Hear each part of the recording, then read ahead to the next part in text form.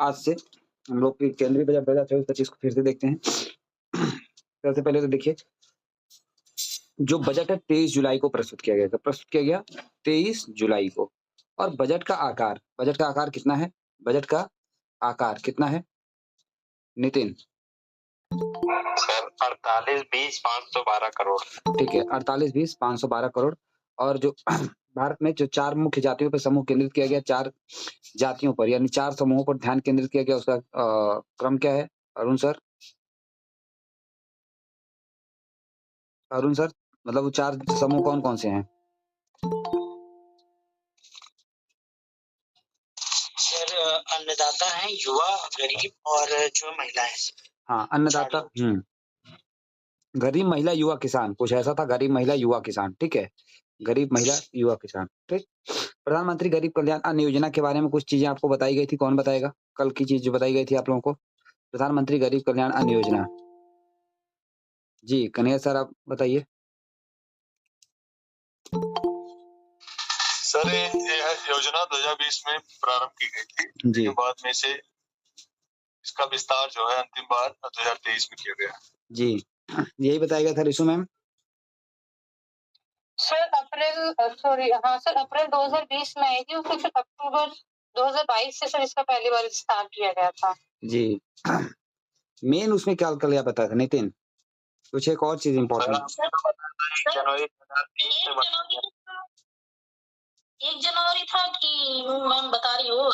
नहीं, 1 जनवरी 2023, ठीक है मैम। ये विस्तार कई बार किया गया था। 6-6 महीने, देखिए जब अप्रैल में आया था ना, तो उस दौरान 6-6 महीने के लिए बढ़ाया जा रहा था, ठीक है? लेकिन भारत सरकार ने क्या किया, उसके लिए जैसे अलग से फंड आ रहा था और राज्य सरकारें अपना अलग से फंड दे रही थी। जैसे हम लोग जानते हैं ये क्या कहते हैं, अंत्योदय योजना के तहत जो अनाज वितरण किया जाता है, 35 किलो का दिया जाता था ना, उसके लिए फंड आता था। तो सरकार ने क्या किया, कंसोलिडेट कर दिया वो दोनों को मिला के और एक साथ देना प्रारंभ कर दिया, ठीक है? ये प्रोसेसिंग थी उसमें। चलिए, आगे बढ़ते हैं। तो 80 करोड़ से अधिक लोगों को, यानी ये एक बहुत बड़ी अपने क्षेत्र में, मतलब भारत सरकार की तरफ से जो प्रयास है, 80 करोड़ लोगों को क्या किया जा रहा है? अन्न पहुँचाया जा रहा है, 80 करोड़ लोगों तक अनाज पहुँचाया जा रहा है, 5 किलो प्रति व्यक्ति, 5 किलो प्रति व्यक्ति के हिसाब से। और दूसरी चीज़ इसमें और इम्पोर्टेंट है कि इसमें जो चावल और गेहूँ के साथ-साथ क्या दिया जाता है? कौन बताएगा? चावल, गेहूँ और तीसरा क्या है? चना है शायद। चना, हाँ, दाल। चना नहीं, दाल चने की दाल है शायद, ठीक है? और 5 किलो रहता है ये पर व्यक्ति से। तो अब उसका देखिए, बजट को मुख्य रूप से रोजगार, कौशल प्रशिक्षण, एमएसएमई और मध्यम वर्ग को विशेष रूप से ध्यान केंद्रित किया गया है, ठीक है? और इसके साथ-साथ 5 योजनाओं को, प्रधानमंत्री की 5 योजनाओं पर हम लोग के पैकेज की घोषणा की गई है, ठीक है? और 5 जो पहले हैं, 5 कौन-कौन सी होंगी ना? 5 पहले अभी उसके बारे में बताया तो नहीं गया है, लेकिन जब आएगा तो देखा जाएगा। चलिए, तो प्रधानमंत्री की इन 5 योजनाओं और पहलों को 5 वर्ष के माध्यम से 4.1 करोड़ युवाओं को लाभ होगा। ये इतना ध्यान देंगे, बस स्टेटमेंट में अगर आएगा तो कन्फ्यूजन करा सकता है, इसलिए एक बार पढ़ लीजिएगा। मेन आगे आइए, अगले लाइन पे जो दिया है, बजट का मुख्य विषय क्या है? एम्प्लॉयमेंट, स्किलिंग, एमएसएमई और middle class. Employment, skilling, MSME और मिडिल क्लास। एमएसएमई के बारे में आप लोगों को पूरा डिटेल बताया जा चुका है। एमएसएमई एक्ट कब आया था रिशु मैम? एमएसएमई एक्ट कब आया था? 2006 है आई थिंक। Very good. 2006 में जब आया था एमएसएमई एक्ट, तो उसमें मेन डिवीजन क्या था नीलिमा मैम? मेन डिवीजन क्या था? नीलिमा मैम आप क्लास में हैं?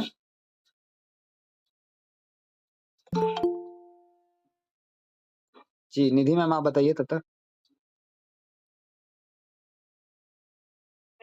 सर इसमें मेन डिवीजन सर मुझे उतना आइडिया नहीं है। कन्हैया सर आप बताइए। मेन डिवीजन तो यही रहा होगा, सूक्ष्म लघु। नहीं, ये तो ठीक है। इसमें था सेवा और विनिर्माण दोनों अलग-अलग थे, ठीक है? सेवा और विनिर्माण क्षेत्र दोनों अलग-अलग थे। लेकिन क्या हुआ कि 2020 में कोविड के दौरान जब इसका नया वो किया गया, तो सेवा और विनिर्माण का जो है क्राइटेरिया अलग कर दिया गया, ठीक है? पहले क्या था, सेवा क्षेत्र में अलग था, इन्वेस्टमेंट और टर्नओवर का माइक्रो, मीडियम और स्मॉल के लिए, तीनों के लिए अलग-अलग था और फिर अलग-अलग, ठीक है? हर के लिए अलग-अलग था। लेकिन 2020 में इसे बदल के एक ही कर दिया गया, सेवा और सर्विस सेक्टर और दोनों का मिला के कर दिया गया, ठीक है? चलिए तो बजट की जो 9 प्राथमिकताएँ थी, पहली बात तो सब लोग किताब पहले एक बार बंद करिए और सबको देखते हैं कितने लोगों को याद हो चुका है। जिन लोगों को अभी नहीं याद है वो खोले रहेंगे, लेकिन जिन लोगों को ऐसा लगता है कि मुझे याद है तो अपनी किताब बंद कर दें और हैंड रेज़ कर लें कि मुझे बताना है। चलिए और कोई? लाइन से, चलिए अमन सर बताइए पहली प्राथमिकता। नवाचार, अनुसंधान और विकास। वेरी गुड, नवाचार, अनुसंधान और विकास। नूतन मैम दूसरा? ऊर्जा सुरक्षा। ऊर्जा सुरक्षा। तीसरा? कन्हैया सर? सर तीसरा ऊर्जा संरक्षण। ऊर्जा सुरक्षा मैम बता दी, ध्यान से सुनते रहिए, जो बता दीजिएगा उसको नहीं बताना है। सर शहरी विकास। शहरी विकास। रिशु मैम चौथा? और सर रोजगार और कौशल प्रशिक्षण। रोजगार और कौशल प्रशिक्षण। पांचवा हिमांशु सर? अगली पीढ़ी में सुधार। अगली पीढ़ी में सुधार। छठवां वीना मैम? अवसंरचना। अवसंरचना। सातवां रूपाली मैम? सातवां रूपाली मैम? कृषि में उत्पादकता और लचीलापन। कृषि में उत्पादकता और लचीलापन अनुकूलनीयता। आठवां Nitin? Sir employment and skilling. वो तो हो गया है, ध्यान से नहीं सुन रहे थे। और फिर सर इंफ्रास्ट्रक्चर भी अर्बन डेवलपमेंट। वो भी हो चुका है। और उसके बाद फिर सर वो है inclusive human resource development and social justice. हाँ ये ठीक है, ध्यान से सुनो जो बता दिया है। सौरभ सर अगला? विनिर्माण और सेवाएं। Very good. देखिए अब ये 9 का 9 याद रहना चाहिए। इससे एक प्रश्न तो पक्का बनने वाला है, याद रखिएगा। ये 4 समूहों से बन जाए या बजट का मुख्य विषय बन जाए या 9 प्राथमिकताएं, इनसे एक प्रश्न आने वाला है, चाहे वो किसी भी तरह से मिले। ठीक है। कृषि में उत्पादकता और अनुकूलनीयता के लिए आपको पता है कि जैव आदान संसाधन यानी बायो इनपुट रिसोर्स सेंटर, कितने बायो इनपुट सेंटर स्थापित किए जाएंगे? 10,000। कितने बायो इनपुट रिसोर्स सेंटर स्थापित किए जाएंगे? 10,000। ठीक है। इसके साथ साथ झींगा ब्रूड स्टॉक, ठीक है, यानी श्रिम्प ब्रूड स्टॉक की बात की जा रही है। श्रिम्प ब्रूड स्टॉक की बात की जा रही है, जो न्यूक्लियस ब्रीडिंग नेटवर्क केंद्र को नेटवर्क होगा। ठीक है। उसके बाद रोजगार और प्रशिक्षण के लिए आपको पता है कि 3 योजनाएं शुरू की जा रही हैं। 3 योजनाओं में क्या है? पहली बार रोजगार जो प्राप्त करेंगे, सरकार उनकी 1 माह के वेतन, ईपीएफओ में अगर पहली बार रोजगार प्राप्त कीजिए और ईपीएफओ में पंजीकृत हो जाइए, तो सरकार जो है 1 माह के वेतन का प्रत्यक्ष लाभ अंतरण के तहत देगी। और साथ ये 3 किस्तों में होगा। कितनी किस्तों में होगा? 3 किस्तों में होगा, जो कि अधिकतम 15,000 रुपए तक होगा। कितना होगा? अधिकतम 15,000 रुपए तक होगा। और इसमें क्या है कि 1 लाख रुपए तक का मासिक जो वेतन होगा तभी मिलेगा, अगर जो लाभार्थी है उसका मासिक वेतन कितना हो? 1 लाख रुपए। मासिक वेतन क्या हो? 1 लाख रुपए। मासिक वेतन क्या हो? 1 लाख रुपए है। ठीक है। और 210 लाख यानी इससे 210 लाख युवाओं को लाभ प्राप्त होने की आशा है। ये इतना तो ये नहीं पूछे, लेकिन ऊपर वाला जो है ईपीएफओ में पंजीकृत। शुभम सर आपको पेज नंबर जानना तो पेज नंबर 93 है सर। जी सर एक क्वेश्चन, ये सर 1 लाख मासिक वेतन है कि 1 लाख से कम है सर? नहीं, 1 लाख मासिक वेतन, मतलब आप मान लीजिए गवर्नमेंट सर्वेंट बन गए और आपका मासिक वेतन जो है 80,000 85,000 है, तो आपका मासिक वेतन तो 1 लाख से कम है ना, तो आपको मिलेगा। तो लेकिन हमें नहीं मिलेगा सर? नहीं, तब मिलेगा, तभी मिलेगा ये। लेकिन अच्छा। ईपीएफओ में पहली बार जो रोजगार प्राप्त करेगा तब, मतलब वो पहली बार अगर रोजगार प्राप्त कर रहा है तभी इस योजना का लाभ मिलेगा। ठीक है। जैसे तो सर 1 लाख से कम पे ही मिलेगा ना, कि हाँ। ज्यादा पे नहीं मिलेगा? ज्यादा पे नहीं मिलेगा, ज्यादा पे नहीं मिलेगा। जी सर वही आपने हम सोचे 1 लाख तक पे मिलेगा। नहीं, पात्रता सीमा 1 लाख रुपए तक दिया है ना, 1 लाख रुपए का मासिक वेतन होगा। ठीक है। चलिए उसके बाद विनिर्माण क्षेत्र में रोजगार का सृजन क्या है? ठीक है। विनिर्माण क्षेत्र में रोजगार पहली बार अगर रोजगार प्राप्त करने वाले से संबद्ध होगा, 4 वर्ष यानी पहले 4 वर्ष में जो अंशदान होगा विशिष्ट है।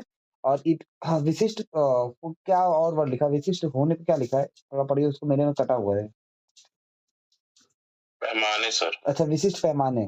ओके ठीक है। विशिष्ट पैमाने पर ईपीएफओ, ठीक है, विशिष्ट पैमाने पर जो ईपीएफओ के लिए कर्मचारी और नियोक्ता दोनों को प्रोत्साहन है, यानी 4 वर्ष तक। ठीक है। विनिर्माण क्षेत्र में अगर किसी को रोजगार प्राप्त होता है तो कर्मचारी और नियोक्ता दोनों को दिया जाएगा। पहली बार रोजगार प्राप्त करने वाले 30 लाख युवाओं और उनके नियोक्ताओं को लाभ प्राप्त होने की आशा है। ठीक है। 30 लाख लोगों को, कितने लोगों को? 30 लाख। उसके बाद जो नियोक्ताओं को सहायता है, यानी जो एम्प्लॉई हैं उनको सहायता कैसे देंगे? 1 लाख रुपए प्रतिमाह वेतन के भीतर सभी अतिरिक्त रोजगारों की गणना की जाएगी। यानी उनके यहाँ जितने भी 1 लाख रुपए से कम वेतन वाले हैं, अतिरिक्त 1 लाख रुपए प्रतिमाह के वेतन के भीतर सभी अतिरिक्त रोजगारों की गणना की जाएगी। सरकार प्रत्येक अतिरिक्त कर्मचारी के लिए नियोक्ताओं की ईपीएफओ अंशदान है 2 वर्षों तक लगभग 3,000 रुपए प्रतिमाह की क्षतिपूर्ति करेगी, ठीक है? और इसमें 50 लाख नौकरियों के सृजन होने की आशा है। कितने? 50 लाख नौकरियों के सृजन होने की आशा है, ठीक? इसके बाद देखेंगे संवर्धित सरकार जो है संवर्धित निधि यानी गवर्नमेंट प्रमोटेड फंड की गारंटी के साथ 7.5 लाख रुपए तक की ऋण सुविधा उपलब्ध कराएगा। किसके लिए? मॉडल कौशल ऋण योजना के तहत। मॉडल कौशल ऋण योजना के तहत एमएससी छात्रों को, ठीक है, प्रत्येक वर्ष 25,000 छात्रों को सहायता मिलेगा।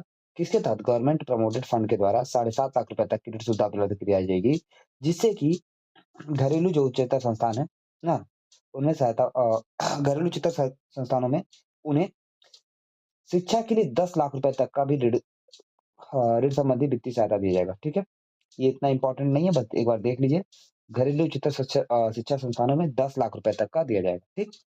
प्रत्येक वर्ष यानी प्रतिवर्ष 1 लाख विद्यार्थियों को प्रत्यक्ष रूप से ऋण राशि के 3% वार्षिक छूट की हेतु ई वाउचर की सुविधा की दी जा रही है। ई वाउचर, ठीक? कोई मतलब नहीं है, बस एक बार रीडिंग करिए, आगे बढ़िए। कौशल प्रशिक्षण कार्यक्रम। कौशल प्रशिक्षण कार्यक्रम ये इंपॉर्टेंट है। पीएम पैकेज के तहत चौथी योजना है ये। 5 वर्षों की अवधि के लिए 20 लाख युवाओं को कौशल प्रशिक्षण प्रदान किया जाएगा। कितने? 20 लाख युवाओं को, ठीक है? इसके साथ-साथ कितने आईटीआई यानी स्थापित किए जाएंगे? तो 1000 आईटीआई स्थापित किए जाएंगे। ये इंपॉर्टेंट रहेगा। कितने आईटीआई स्थापित किए जाएंगे? 1000, ठीक? उसके बाद देखेंगे समावेशी मानव संसाधन विकास और सामाजिक न्याय। तो आपको पहले बताया गया मिशन पूर्वोदय। पूर्वोदय में 5 राज्य शामिल हैं, ठीक है? मिशन पूर्वोदय में कितने राज्य शामिल हैं? 5। बिहार है, झारखंड है, पश्चिम बंगाल है, ओडिशा है, आंध्र प्रदेश है, ठीक है? 5 राज्यों में मिशन पूर्वोदय के तहत क्या किया जाएगा? इंफ्रा डेवलप की बात की जा रही है। और पूर्वोत्तर के क्षेत्रों में औद्योगिक विकास के लिए अमृतसर कोलकाता जो इंडस्ट्रियल कॉरिडोर है, उसमें गया में एक इंडस्ट्रियल सेंटर स्थापित किया जाएगा, औद्योगिक केंद्र स्थापित किया जाएगा। कहाँ किया जाएगा? गया में। गया में ही बोध गया है, जो किस नदी के किनारे? कौन बताएगा? बोध गया? जी मोहित सर बताइए आप। फाल्गु नदी के किनारे। निरंजना नदी। निरंजना या फाल्गु नदी, ठीक है? इंपॉर्टेंट है, याद रखिएगा। बिहार में 26,000 करोड़ रुपए की लागत से पटना पूर्णिया, बक्सर भागलपुर। वैसे बक्सर का युद्ध कब हुआ था? बक्सर का युद्ध कब हुआ था? एड्रेस कीजिए, कोई बोलेगा नहीं। बक्सर का युद्ध कब हुआ था? रूपाली मैम बताइए। 22 अक्टूबर 1764। 22 अक्टूबर 1764 को हुआ था। और ये बक्सर के युद्ध में कौन-कौन सेनाएं भाग ले रही थी? मनीष सर।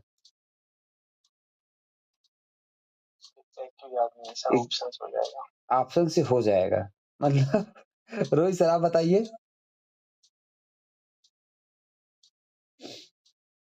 सर इसका कोड है बक्सर के बक्से को कुछ सासू ने खोला करके। तो एक तो सुजौतौला था हाँ? और नाजरीन मैम आप बताइए। नाजरीन मैम आप बताइए।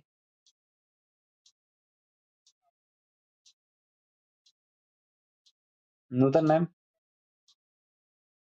सर सालम, सुजाउद्दौला, मीर कासिम, सासू का बक्सा बक्सर में खोला। हाँ, ऐसे है सब। सासू का बक्सा बक्सर में हेक्टर मुनरो ने खोला। उन्होंने खोला जी। हाँ, तो मुनरो था एक तरफ से और दूसरी तरफ से क्या थे? तीन है सासू का। हाँ, शाह आलम, फिर सुजाउद्दौला और फिर कासिम, ठीक है? इसको याद रखिए। इस बार भी आने की संभावना है, चूंकि बक्सर नाम आ रहा है। बक्सर इस बार हमें लग रहा है कि बक्सर का युद्ध देखने को मिल सकता है, ठीक है? इसमें 21,000 करोड़ रुपए के लगभग आसपास विद्युत परियोजनाओं का विकास किया जाएगा। पिंपराइती जल विद्युत परियोजना जो है पिंपराइती 2400 मेगावाट की परियोजना नए विद्युत संयंत्र की स्थापना की जाएगी। याद रखिएगा पिंपराइती, ठीक है? पीरपैंती। विनिर्माण और सेवा के लिए, ठीक है? विनिर्माण और सेवा में एमएसएमई के लिए ऋण गारंटी है। यह योजना समपार्श्विक अथवा तृतीय पक्ष की गारंटी के बिना मशीनरी और उपकरण खरीद के लिए एमएसएमई को ऋण प्रदान करने के लिए प्रारंभ की जाएगी। यानी एमएसएमई क्षेत्र के लिए नई योजना आ रही है। इसके बाद प्रत्येक आवेदक को 100 करोड़ रुपए तक की ऋण गारंटी के लिए कवर दिया जाएगा। यानी जितने भी आवेदक होंगे 100 करोड़ रुपए तक का ऋण गारंटी कवर है एवं पृथक स्व वित्त निधि गारंटी है, ठीक है? इसके बाद एमएसएमई को ऋण के लिए एक नया निर्धारण मॉडल आएगा। मुद्रा योजना जो कि शुरू की गई थी 8 अप्रैल 2015 को, इसके अंतर्गत शिशु, किशोर और तरुण, शिशु, किशोर और तरुण 3 श्रेणियों के ऋण दिए जाते हैं। शिशु जो श्रेणी है उसमें 50,000 यानी 50,000 रुपए तक का लोन दिया जाएगा। उसके बाद जो किशोर था वो था 50,000 से लेके 5 लाख तक और 5 लाख से 10 लाख रुपए था तरुण के लिए। 5 लाख रुपए से लेके 10 लाख रुपए था तरुण के लिए। तो इसमें परिवर्तन ये किया गया कि तरुण श्रेणी के अंतर्गत जो सीमा है 10 लाख से बढ़ाकर 20 लाख रुपए तक कर दी गई है। लेकिन यह उन्हीं को मिलेगा लाभ जिन्होंने पूर्व में 10 लाख रुपए तक का लोन लिया है और उसे वापस कर दिया है। कन्हैया सर, विवेक सर, कोई क्वेश्चन है क्या आपका? चलिए, तो जिन्होंने ऋण अपना वापस कर दिया होगा यानी चुका दिया होगा समय पे, फिर उन्हें सरकार जो है 20 लाख रुपए तक दे सकती है, ठीक है? इसके साथ-साथ फूड फूड इरिडेशन के लिए 50 इकाइयाँ स्थापित की जाएँगी, ये इम्पोर्टेंट है। फूड इरिडेशन के लिए कितनी इकाइयाँ स्थापित की जा रही हैं? 50 है। और खाद्य गुणवत्ता परीक्षण के लिए, खाद्य गुणवत्ता और सुरक्षा परीक्षण के लिए कितने केंद्र स्थापित किए जाएँगे? प्रयोगशालाएँ हैं तो 100 हैं। कितनी हैं? 100 प्रयोगशालाएँ स्थापित होंगी। साथ में एमएसएमई और पारंपरिक, एमएसएमई तथा पारंपरिक कारीगरों को, यानी एक चीज़ और बताइए, पारंपरिक कारीगरों के लिए भारत सरकार के द्वारा कोई योजना शुरू की गई, उसका क्या नाम है? हैंडल कीजिए तो। पारंपरिक कारीगरों के लिए भारत सरकार के द्वारा एक योजना शुरू की, उसका क्या नाम है? देवव्रत सर, आप बताइए।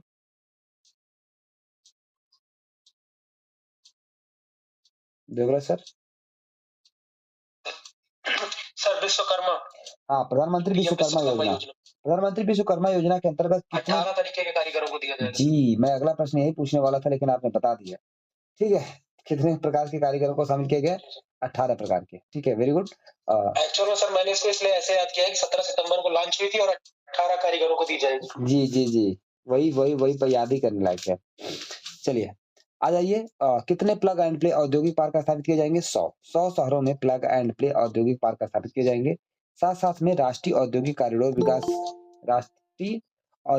कॉरिडोर विकास कार्यक्रम के तहत 12 औद्योगिक पार्क स्थापित किए जाएँगे, जिसमें से उत्तर प्रदेश में 2 हैं। उत्तर प्रदेश में 2 हैं, कहाँ पे? आगरा और प्रयागराज।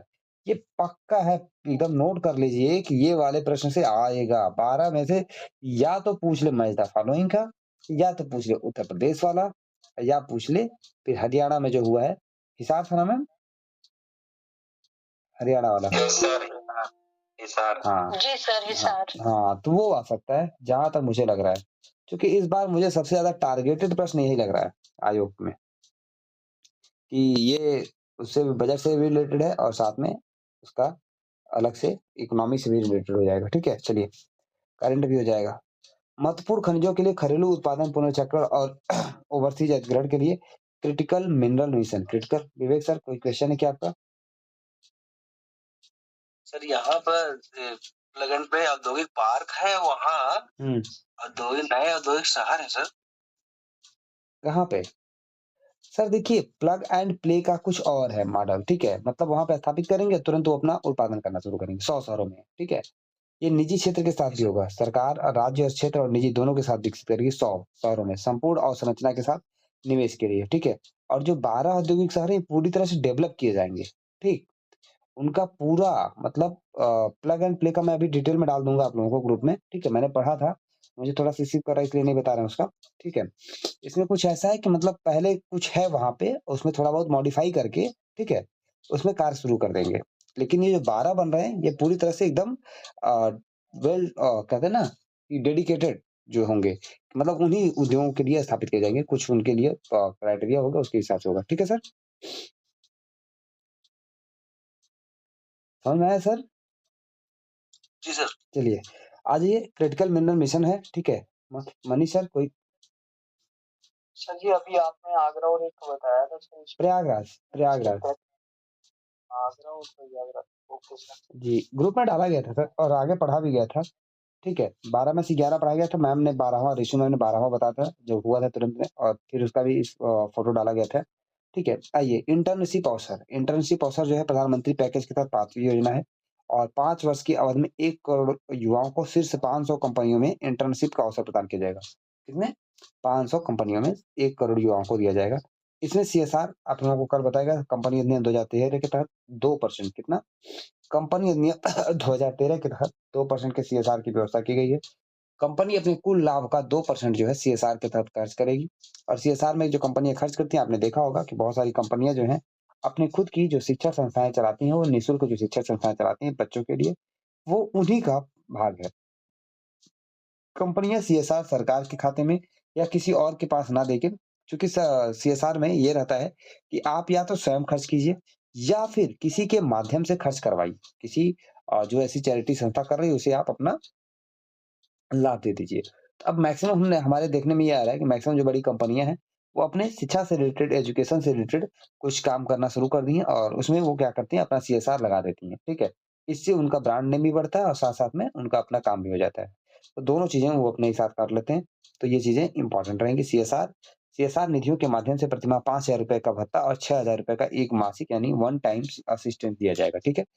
वन टाइम असिस्टेंस दिया जाएगा, ठीक? उसके बाद शहरी विकास में क्या है? ठीक, शहरी विकास में क्या है, राज्यों के साथ मिलकर केंद्र सरकार जो है विकास केंद्रों के रूप में शहरों को विकसित करने के लिए सुविधा उपलब्ध कराई जाएगी। ऊर्जा सुरक्षा के क्षेत्र में देखेंगे तो भारत में लघु रिएक्टरों की स्थापना की जाएगी।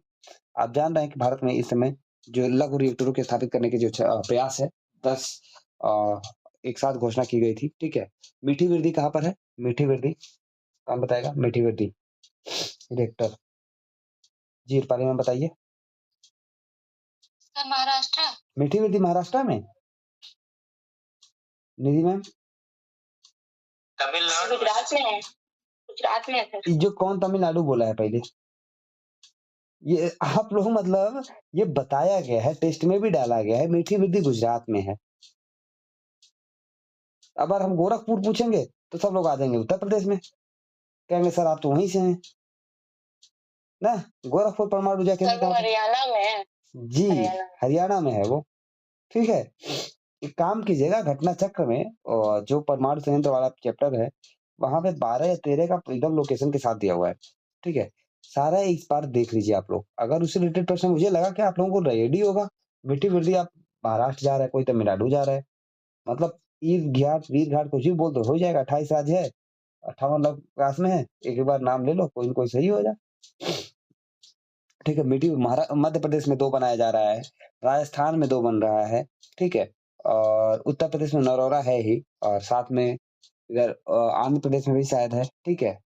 और महाराष्ट्र में भी नया खोला जा रहा है। तो लगभग 10-11 नए आ रहे हैं एक साथ में। इसको एक बार देख लीजिए। भारतीय जी, रमेश सर कुछ बोलना चाह रहे हैं क्या? आपका माइक ऑन है। हाँ सर, ये करें काकरा पर 3 और काकरा पर 4 7000 मेगावाट है ना मेगा। सर ये अब देखना पड़ेगा, मुझे एग्जैक्ट नहीं याद है काकरा पर 3-4 का। अभी मतलब सबसे बड़ा यही बना है भारत का काकरा पर 3 पहले था, फिर अब काकरा पर 4 भी हो गया है। अच्छा,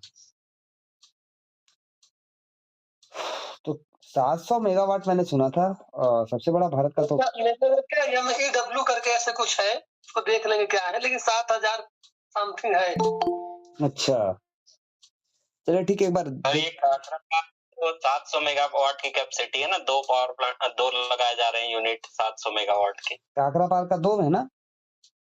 हाँ 700 वाट के 2 हैं। अभी सर मैं भेज देता हूँ, पीआईबी का डेटा है सर, जो न्यूक्लियर पावर प्लांट के लिए प्रपोजल है। वो 10 है एक साथ में, ठीक है? 7000 मेगावाट टोटल है। 700 मेगावाट के, हाँ 700 मेगावाट के 10 प्लांट लगाए जाने का प्लान है। सर पेज नंबर 134 पे है इसी में? जी सर। 134 पे है सर। अच्छा वहां आएगा तो चलिए मिल ही जाएगा। हाँ 700 MWE है, मेगावाट इलेक्ट्रिक। सर आप 7000 बता दिए, मुझे 700 तो याद था, लेकिन आप 7000 बता दिए, मैं कंफ्यूज हो गया कि अब तक का भारत का जो कुनन-कुलम वाला है वही सबसे बड़ा है 2000 मेगावाट का, ठीक है? जो रूस के सहयोग से लग रहा है, ठीक है? हाँ वो मुझे याद है ये एकदम। पूर्णतः है 700 MEW का, MWE का पूर्णतः स्वदेशी है। हाँ ठीक है, ये सही है, ठीक है? क्योंकि मुझे 700 मेगावाट का जब भारत सरकार ने उस समय लॉन्च किया ना 10 का, तो मुझे 7000 मेगावाट याद है कि 10 एक साथ भारत सरकार ने घोषणा की थी, और 7000 मेगावाट यानी 700 गुणे 10 करके था, 700 मेगावाट का रखा जाएगा, ठीक है? उसी में मीठी वृद्धि सब उसी में था। चलिए आगे बढ़ते हैं। भारत मॉड्यूलर रिएक्टरों के अनुसंधान और विकास पे काम कर रहा है, ठीक है? उसके बाद पीतल एवं सेरामिक सहित 60 क्लस्टरों में पारंपरिक, सूक्ष्म और उद्योगों के लिए ग्रेड ऊर्जा लेखा परीक्षा की सुविधा उपलब्ध कराई जाएगी। ठीक है, इसके लिए 100 क्लस्टरों तक दोहराया जाएगा। ठीक है, अगले चरण में इसे 100 क्लस्टरों तक दोहराया, पहले 60 क्लस्टर रहेंगे, फिर 100 क्लस्टर है। ठीक है, उसके बाद क्या है, AUSC thermal power plant, AUSC thermal power plant जो NTPC और BHEL की एक संयुक्त उद्यम पूर्ण क्षमता वाला 800 मेगावाट का वाणिज्यिक संयंत्र स्थापना करेगा। ठीक है, अब देखिए ये इंपॉर्टेंट है, NTPC और BHEL, NTPC और BHEL जो है दोनों मिलके AUSC थर्मल पावर प्लांट स्थापित करने वाले हैं। ठीक है, AUSC जो 800 मेगावाट का होगा, कितना होगा, 800 मेगावाट का होगा, ये इंपॉर्टेंट है, NTPC और BHEL। वैसे आप में से कौन बताएगा कि उत्तर प्रदेश में जो थर्मल पावर प्रोजेक्ट हैं, ताप विद्युत केंद्र, कौन-कौन से ताप विद्युत केंद्र जो है थर्मल कोल आधारित कौन-कौन से ताप हैं? रमेश सर बताइए आप। शिरडी टाऊ ना सर, सिरिदा टाऊ, सिरडी नहीं था, सिरडा टाऊ, सिरिदा टाऊ, सिरिदा टाऊ। टाऊ, हाँ। आप लोगों को याद है? जिसको नहीं याद है तो एक बार बता दें। सब बता दीजिए। लिख लीजिए। सी से हो जाएगा सिंगरौली, ठीक है, सिंगरौली, फिर रिहंद,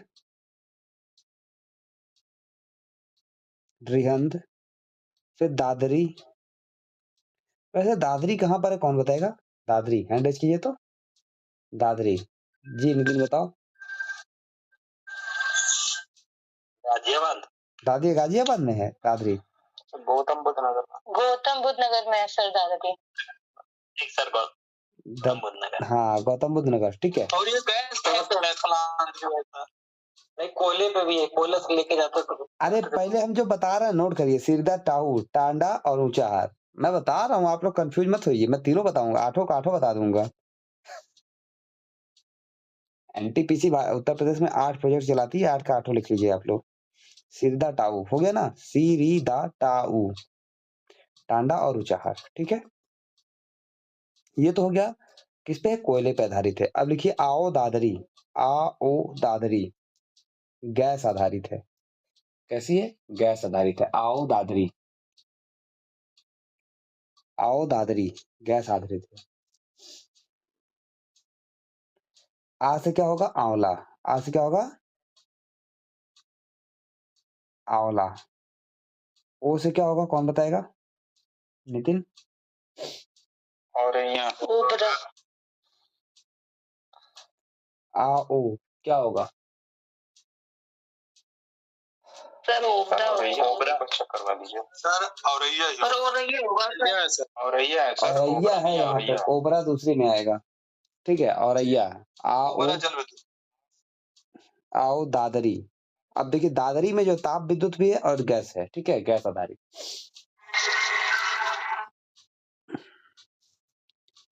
ठीक, इससे प्रश्न आया हुआ है, मतलब गैस आधारित और ताप विद्युत आधारित दोनों प्रश्न आया हुआ है, इसलिए याद रखिएगा।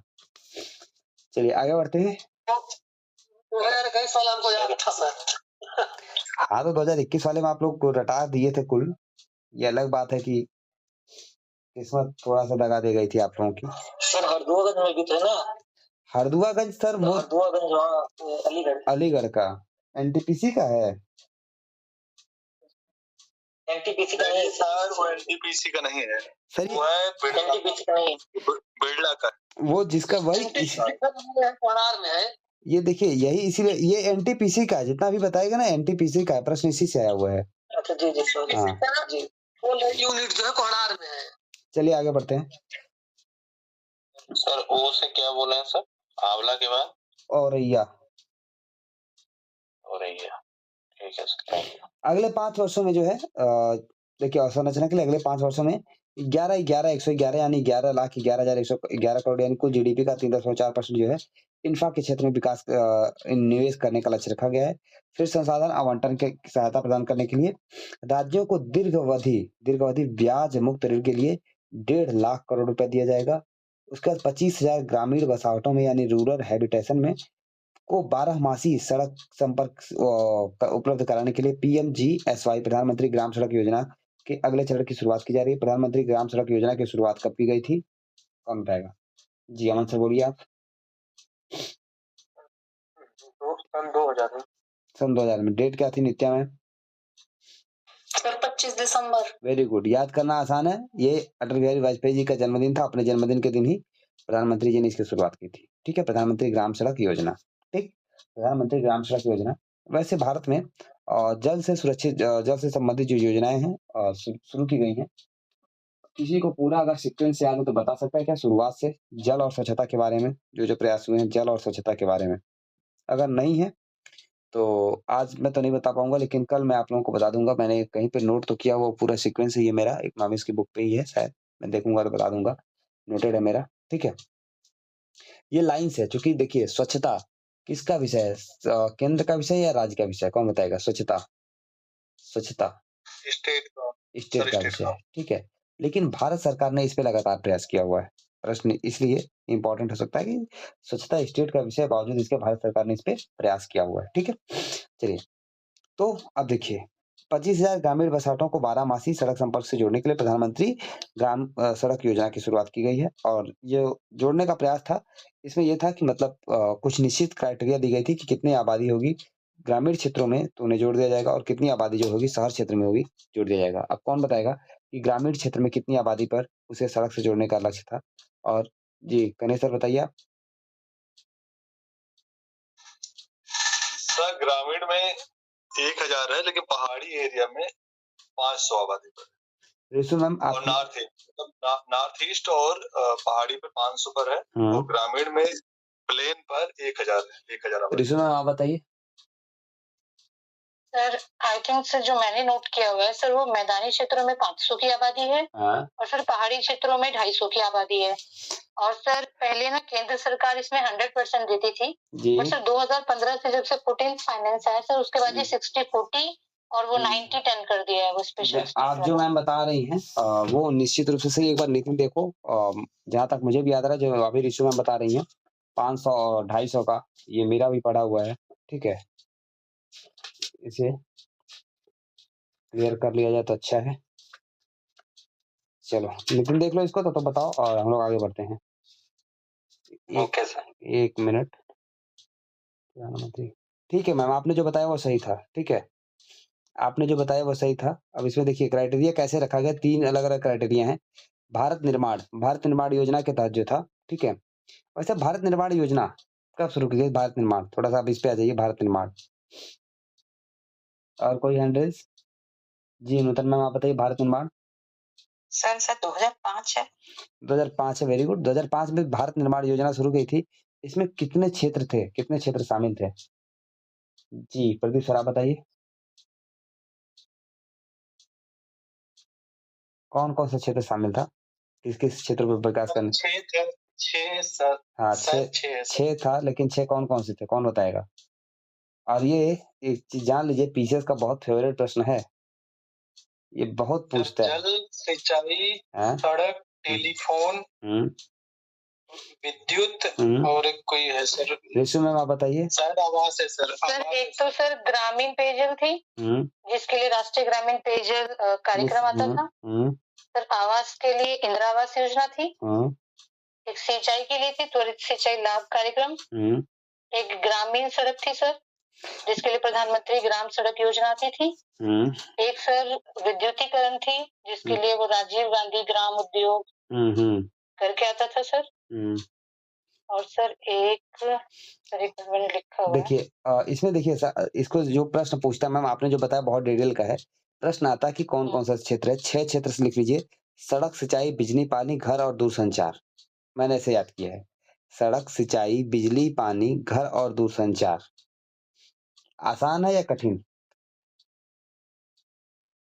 सड़क, सिंचाई, बिजली, पानी, घर और दूरसंचार। इन्हीं 6 क्षेत्रों में भारत निर्माण योजना के तहत 2005 में कार्य शुरू हुआ था।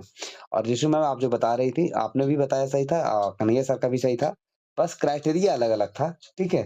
तो कन्हैया सर का क्राइटेरिया जो था वो सही था बिल्कुल। सर एक बार रिपीट कर दीजिए। सड़क, सिंचाई, बिजली, पानी, दूरसंचार और एक और क्या था? सड़क, सिंचाई, बिजली, पानी, घर और दूरसंचार। घर, जी ठीक। ठीक है, ये हम बता रहे हैं कि पीसीएस में हमको लगता है कि 13-14 बार पीसीएस और मेंस में दोनों में पूछा है। बहुत बार पूछा है ये प्रश्न कि भारत निर्माण योजना के घटक कौन-सा नहीं है, ना? 3 दे देता है और चौथा उठा के 1 दे देगा कोई और। चलिए, तो जो प्रधानमंत्री ग्राम सड़क योजना है इसके बारे में सुन लीजिए। जो कन्हैया सर बता रहे थे वो थोड़ा ज़्यादा सही था। ऋषु मैम का थोड़ा-सा उसमें डिफरेंट आ गया था। देखिए, मैदानी इलाकों में 1000 या उससे अधिक जनसंख्या वाली, ठीक है? मैदानी इलाकों में 1000 या उससे अधिक जनसंख्या वाली, साथ में पहाड़ी और पहाड़ी और रेगिस्तानों में जो था, उसमें 500 से अधिक जनसंख्या वाली, ठीक है? पहाड़ी और रेगिस्तानी में 500 से अधिक जनसंख्या वाली और विशेष श्रेणी वाले राज्य जो हैं, विशेष श्रेणी के जो राज्य थे या चुनिंदा जनजातियाँ ऐसे में 250 व्यक्तियों पे, ठीक है? 250 व्यक्तियों पे रखा गया था, ठीक है मैम?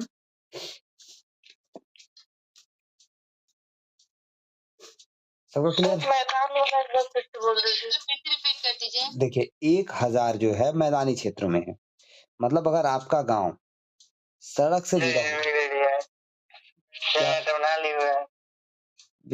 विशाल सर आप क्या बोल रहे हैं?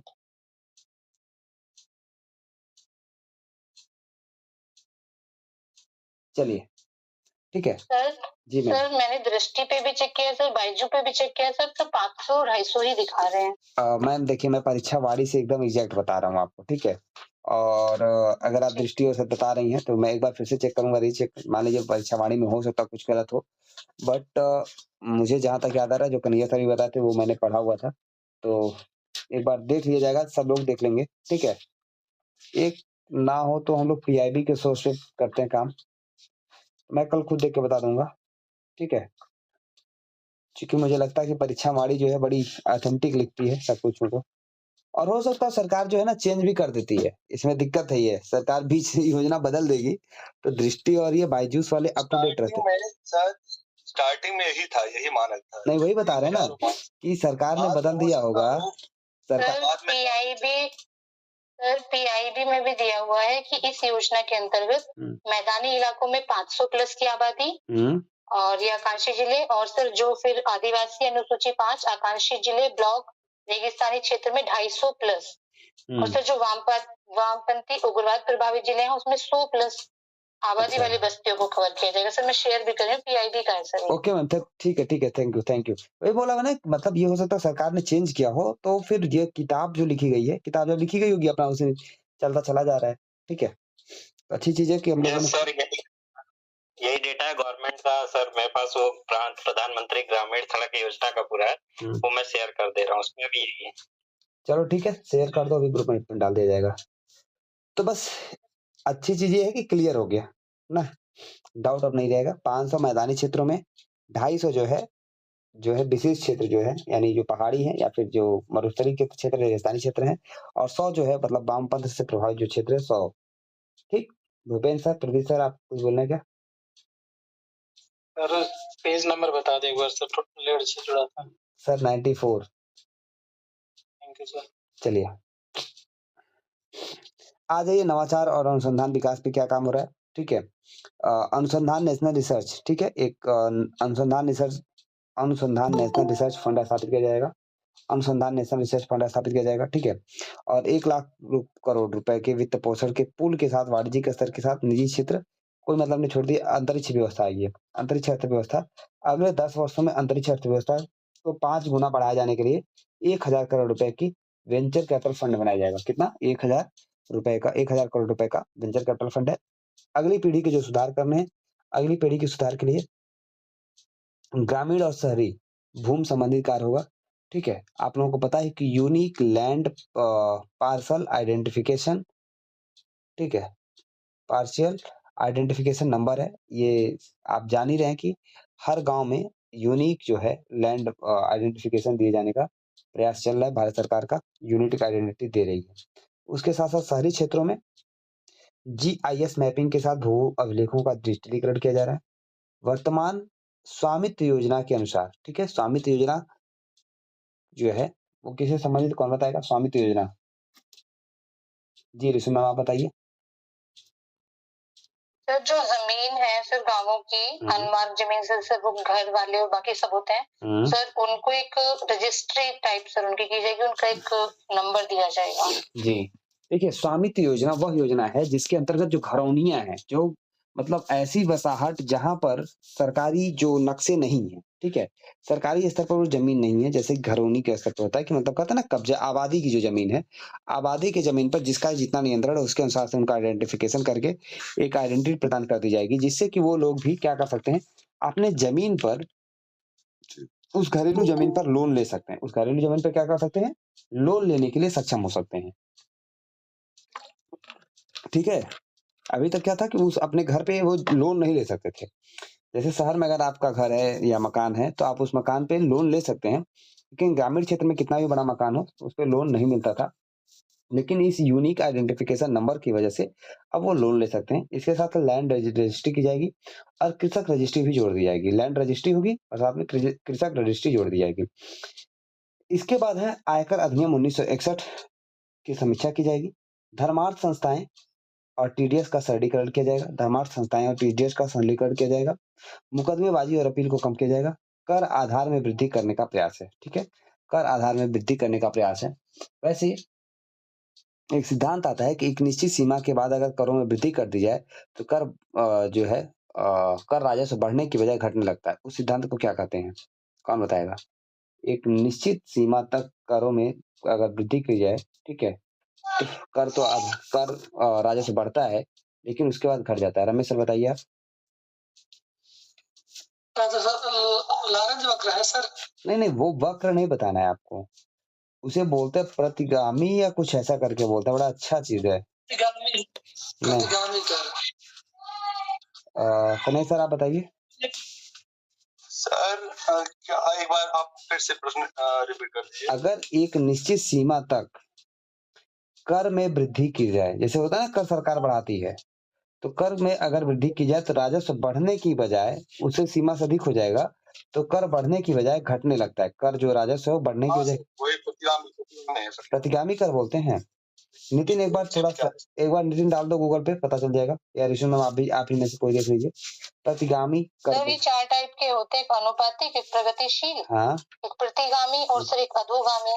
हाँ, तो इसे प्रतिगामी बोलते हैं इसको शायद। क्या विपरीत होता है प्रतिगामी। सर इसमें ये होता है जिसकी आय जितनी अधिक होगी वो उतना कम सरकार को देगा सर, वो प्रतिगामी होता है। हाँ, और सर प्रगतिशील में होता है कि व्यक्ति की आय के साथ मतलब जैसे उसकी आय बढ़ती है उतना ही ज्यादा उस पे कर लगाते हैं।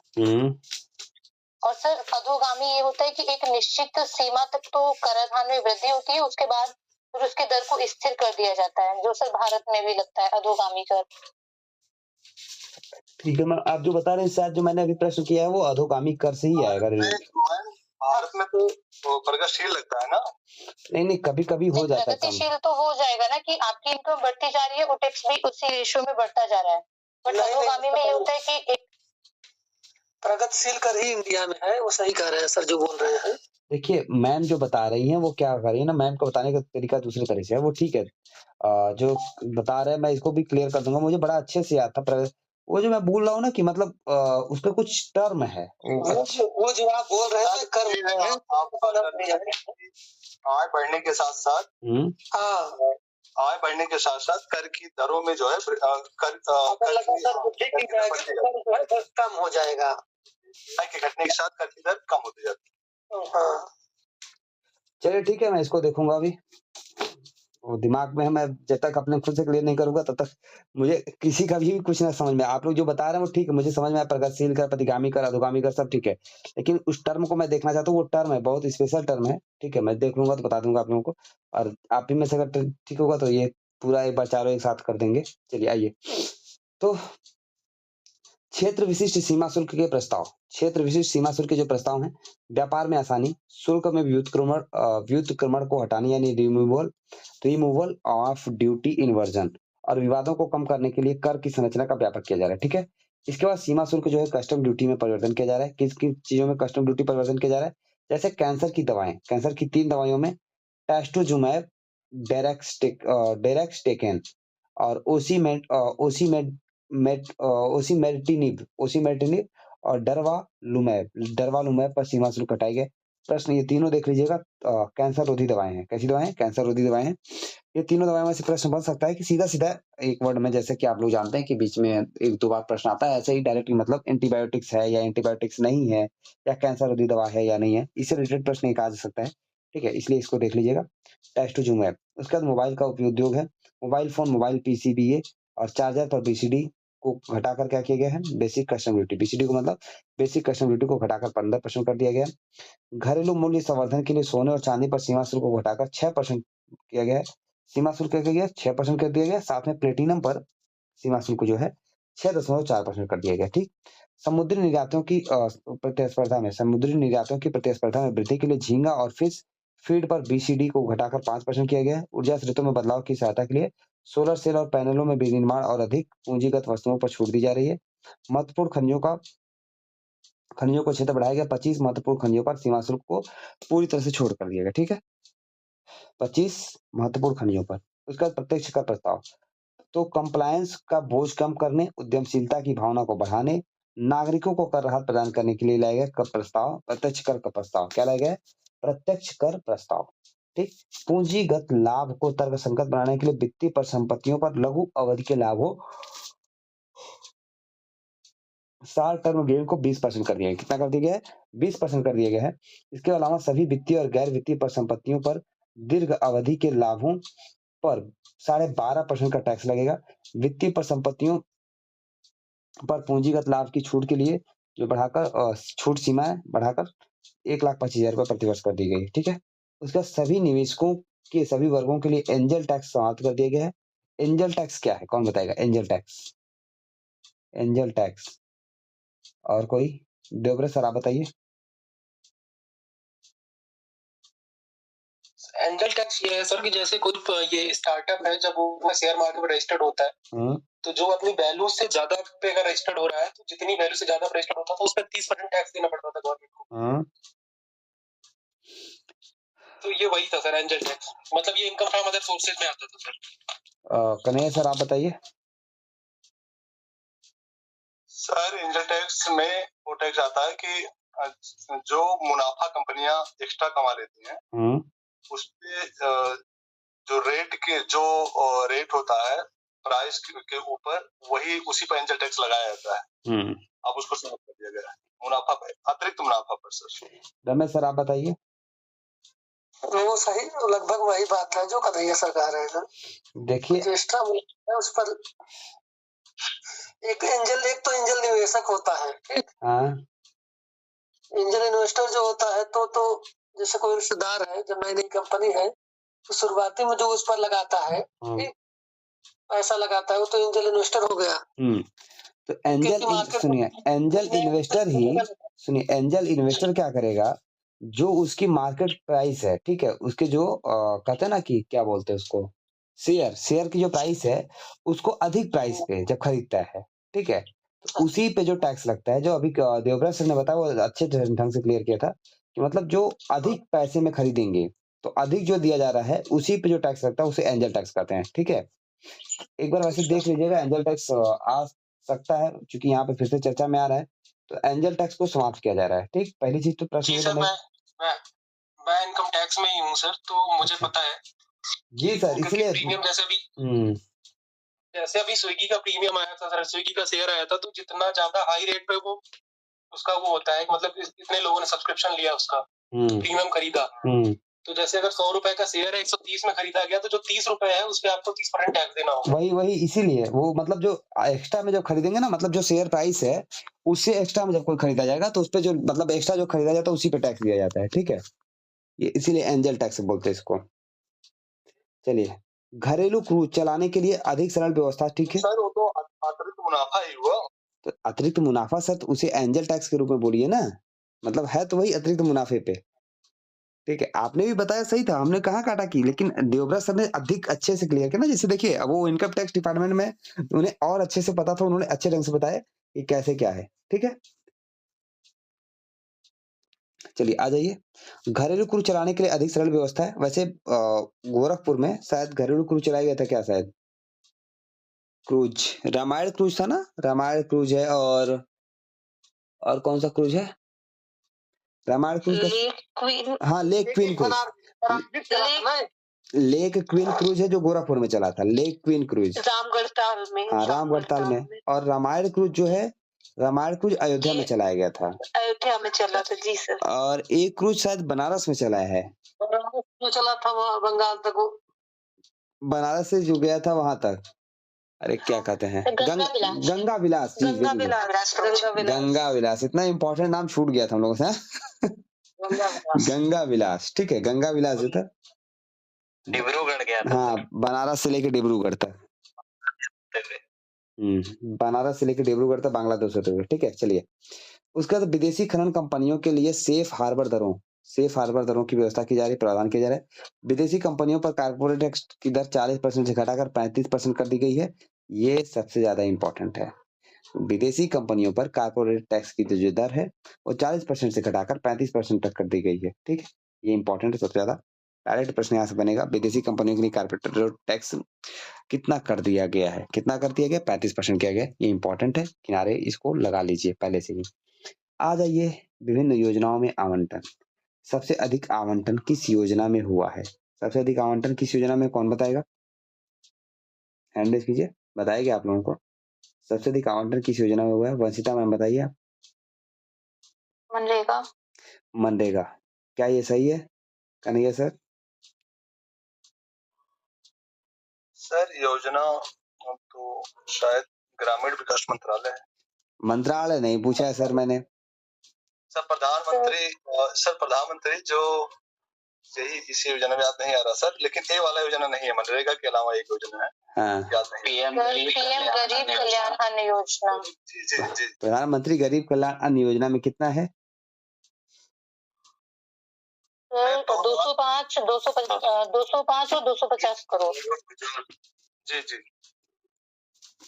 ये आप लोगों को पूरा बताया गया था ना सर? ये एडुटेरिया में था, जब अपने एडुटेरिया में जी, पूरा दिया गया था। प्रधानमंत्री गरीब कल्याण अन्न योजना के तहत जो था 2,05,250 करोड़ रुपए था। मनरेगा में 86। अब देखिए कितनी ब्लंडर मिस्टेक है। जो दृष्टि पढ़ के जाएगा उसकी जिसमें वाट लगने वाली है इस प्रश्न पे। सही है कि गलत? मतलब यहाँ पे दिया ही नहीं है प्रधानमंत्री गरीब कल्याण अन्न योजना पर कितना पैसा है। हाँ सर पीछे दिया हुआ है। दिया है जी। किस जगह पे? प्रमुख योजनाओं के लिए आवंटन 96 यहाँ पेज पे दिया है। ये कैसी योजना पे आवंटन है? यहाँ पे भी है क्या मनरेगा? अच्छा, तब तो ठीक है। यहाँ पे कंपैरिजन में दिया हुआ है 2023-24 में कितना था और 24-25 में कितना किया है। हाँ, यहाँ अनुमानों में दिया जा रहा है। चलिए ठीक है, मिला दिया तो अच्छी बात है। मनरेगा में देखिए 86,000। एक बार पीसीएस में क्वेश्चन पूछा था स्टेटमेंट में बना के जी कि लास्ट ईयर इस योजना पे इस पर बढ़ाया गया है, इस पर घटाया गया है, तो स्टेटमेंट में दिया था, तो इसलिए आप इसको कंपेयर करके इस पर इन्होंने दिया है। देखिए किस में बढ़ा है? सारी योजनाओं में तो बढ़ा है, यहाँ जितना दिखा रहा है, ठीक है। ऐसी कोई योजना नहीं जिसमें घटाया गया है राशि, ठीक। मनरेगा में बढ़ा है। सब्सिडी घटी सर। किसमें? Urea subsidy. अरे योजना की बात कीजिए पहले। यूरिया सब्सिडी इसमें है जो 9 यहाँ दिया है, 8 में से एक भी तो नहीं घटा हुआ है। 8 स्कीम जो दिया है, मनरेगा है, अनुसंधान और विकास परियोजना, नाभिकीय ऊर्जा है। परसेंटेज में पूछता है सर, सबसे ज्यादा परसेंटेज किसमें वृद्धि हुई है? हाँ, तो फिर परसेंटेज निकाल दिया जाएगा। सबसे ज्यादा परसेंटेज मैं नहीं लगता 2017 से लेकर 2023 तक हमको नहीं लगा कि भी आ रहा है परसेंटेज। स्टेटमेंट जो भी 23 में ही पूछा गया है। 23 में था परसेंटेज का लेके। परसेंटेज नहीं था, वो पता नहीं ऐसे कुछ पूछा था कि मैम जो बता रही शायद स्टेटमेंट वाला था। स्टेटमेंट नहीं पूछा था सर कि लास्ट ईयर इसमें बढ़ाया गया है, फिर एक और पूछा था किसमें घटाया गया है, दोनों में से कौन सही है गलत है, ऐसे पूछा था। सर एक क्वेश्चन था उसमें परसेंटेज पूछा था कि सबसे ज्यादा परसेंटेज किसमें वृद्धि की गई है। सब वृद्धि तो सब में की गई थी, लेकिन वो परसेंटेज ही था ये क्वेश्चन। चलिए रितेश सर, आप भी कुछ बोलना चाह रहे हैं? इसमें सबसे ज्यादा बढ़ा है परसेंट में। आप वही रितेश सर, आप बताइए। हाँ वही सर, प्रत्यक्ष लाभ अंतरण एलपीजी में वही। अब यहाँ अगर परसेंटेज देखना है तो डीबीटी जो दिया जा रहा है एलपीजी का, डीपीटी ऑन एलपीजी। अच्छा, अब डीपीटी ऑन एलपीजी आ गया है तो इसी से संबंधित एक योजना भारत सरकार ने चलाई है। अपने जो प्रत्यक्ष लाभ अंतरण डीबीटी को छोड़ने के लिए भारत सरकार के योजना थी उसका क्या नाम है? डीबीटी को छोड़ने के लिए। नूतन मैम? आई थिंक पहल था सर। जी, पहल कार्यक्रम के तहत मैं पहल बोलने जा रहा था, एक पहल शुरू की थी लेकिन फिर सोचा कि बॉक्सिंग में लोगों को याद आ जाएगा। ठीक है, पहल कार्यक्रम के तहत आप अपना जो एलपीजी पे सब्सिडी आने वाली है उसे छोड़ सकते हैं। वैसे एलपीजी का मुख्य घटक क्या है? ब्यूटेन है। एलपीजी का मुख्य घटक क्या है? ब्यूटेन है। और एलपीजी में जो दुर्गंधपूर्ण गैस मिलाई जाती है उसका क्या नाम है? कौन बताएगा? जो दुर्गंधपूर्ण गैस मिलाई जाती है, सचिन सर आप बताइए। Sir methyl mercaptan. Methyl mercaptan. Amit sir आप बताइए। Yes sir. हाँ सर यही है sir. Methyl mercaptan. Nutan ma'am आप बताइए। जी सर यही है। एथिल मरकप्टन है कि मिथाइल है? अब समझ में आया मैं क्यों बार बार पूछ रहा था? आप लोग मिथाइल मिथाइल कर रहे हैं। मिथाइल होगा ना तो जितने लोग वहां सांस लेते हैं तुरंत मर जाएंगे मिथाइल में। अरे सर टेस्ट में क्वेश्चन आप पूछे हैं इसको। प्रश्न यही आता है और इसीलिए आप जानते हैं जब जो जहरीली शराब पीने से लोग मरते हैं वो मिथाइल ही हो जाता है। एथिल अल्कोहल की बजाय मेथिल अल्कोहल। मेथिल अल्कोहल जैसे होगा तुरंत मरने लगते हैं। में मिथाइल आइसोसाइनेट निकला था। हाँ मिथाइल जहां आया वो सांस लेते ही आदमी मरने लगेगा। मतलब आप लोग ये भी दिमाग नहीं दौड़ा रहे हैं। मिथाइल बोला मैं बार बार वही मिथाइल 3 लोग 4 लोग पूछ रहा हूँ सब मिथाइल यही सर यही सर। सर डेंजरस होता है। मैं बोल रहा हूँ ना मिथाइल मतलब मरने की चीज है। वो अगर चली गई नाक में तो अगर थोड़ी सी भी ज्यादा चली जाए तो इंसान की मौत हो सकती है। मिथाइल मिक जो थी मिथाइल आइसोसाइनेट। एक होता मेथिल अल्कोहल। मेथिल अल्कोहल मतलब जहरीली शराब। एथिल अल्कोहल मतलब पीने वाली शराब। तो वही तो मैं बोला कि जब शराब पीते हैं लोग, शराब पीने की वजह से जो मौतें होती हैं वो मिथाइल अल्कोहल की वजह से होती हैं। Methyl alcohol. मिथाइल आइसोसाइनेट जो भोपाल गैस त्रासदी के दौरान निकली हुई थी वो गैस थी मिथाइल। ठीक है, तो अब मिथाइल अगर मरकप्टन मिला दिया जाएगा तो ये आदमी वहां पे बचेगा या फिर जिंदा मर जाएगा? तुरंत निपट जाएगा। एथिल अल्कोहल एथिल मरकप्टन होता है, उसे नोट कर लीजिए आप लोग जितने लोग भी मेथिल याद करके बैठे हैं। वैसे साइंस मेरा बड़ा कमजोर है, जिसको साइंस अच्छे से आप ही बता दीजिएगा मुझे। नहीं सही है सर, आप सही बोल रहे हो। ठीक है, मेरी साइंस बहुत कमजोर है, मैं इतना जानता हूँ कि काम भर का मेरा। के अंदर भी अक्सर ये मिथाइल अल्कोहल ही देते हैं क्योंकि कैसा? पहले एथिल अल्कोहल ना बच्चे प्योरीफाई करके पी लेते थे। वो अब मिथाइल अल्कोहल ही रखते हैं। किसमें सर? लैब नहीं होती सर हाँ के बच्चों की। हाँ हाँ हाँ हाँ उनमें सब थोड़ा मात्रा में मेथिल अल्कोहल मिला के रखते हैं क्योंकि सर पहले एथिल अल्कोहल प्योरीफाई करके वो पी लेते थे बच्चे। नहीं वो तो ठीक है, तो उसमें शायद ही बड़ा तामझाम है इसलिए उसको बचाना चाहते हैं कि ना ही रहे तो ही अच्छा है। फिर भी मतलब जो अच्छी इंस्टीट्यूट है वहां पे तो रहते हैं, नॉर्मल स्कूल में तो नहीं रखा जाता है। चलिए आ जाइए। तो सबसे अधिक जो बढ़ रहा है एलपीजी से संबंधित जो प्रश्न आएगा वो कर दिया गया है। ठीक है, वैसे सीएनजी भी प्रश्न आ चुका था। सीएनजी का मुख्य घटक क्या है? कौन बताएगा? सीएनजी का मुख्य घटक। जी रोहित सर आप बताइए। सर मीथेन है उसका। मीथेन है। और सीएनजी एलपीजी और एक और है कोई ना, पीएनजी है। पीएनजी का क्या होगा? उसका भी मीथेन ही होता है। उसका भी मेथेन ही होता है। एक बार देख लीजिएगा 2021 या 22 में 2 प्रश्न बैक टू बैक था इसी से रिलेटेड। ठीक है, मुख्य घटक को लेके। ठीक है सर सीएनजी और नेचुरल गैस था। नेचुरल गैस था ना? प्राकृतिक गैस का था सर। हाँ प्राकृतिक सीएनजी और नेचुरल गैस था। हाँ। दोनों में मीथेन है। दोनों में मेथेन वो। और सर एलपीजी जो बताया है उसमें ब्यूटेन प्लस प्रोपेन दोनों। हाँ ब्यूटेन प्रोपेन दोनों होता है लेकिन मेन ब्यूटेन रखते हैं। ठीक है, ब्यूटेन ब्यूटेन और प्रोपेन दोनों आ जाता है। 50% शायद एक होता है और एक 45% होता है ऐसा कुछ। जब 2022 या जिसमें भी आया था, जब मैं लगा के निकला तो भाई मेरे साथ एक थे उनका नाम तो नहीं याद आ रहा, इस समय एआरओ हो चुके हैं। ठीक है, 2021 बैच में उनका एआरओ हुआ है। तो उन्होंने मतलब हमसे बोला कि सर इसका ये सही होगा। हमने कहा नहीं ये मेथेन होगा। तो कहा नहीं नहीं अभी मैंने पता किया कि कोई उनके दोस्त हैं, फ्रेंड हैं, उन्होंने बताया कि मतलब उन्होंने शायद एमएससी में किया था। बोले कि सर उन्होंने वो बता रहे हैं कि ये होगा कंपोनेंट। ठीक है, हमने कहा भाई एमएससी किए हुए तो हम कहाँ इंटरमीडिएट तक पढ़े। मैंने मान लिया उनका। ठीक है, उसके बाद जब आंसर किया मैंने जो दोनों बताया था वो सही था और उन्होंने जो दोनों बताया गलत था।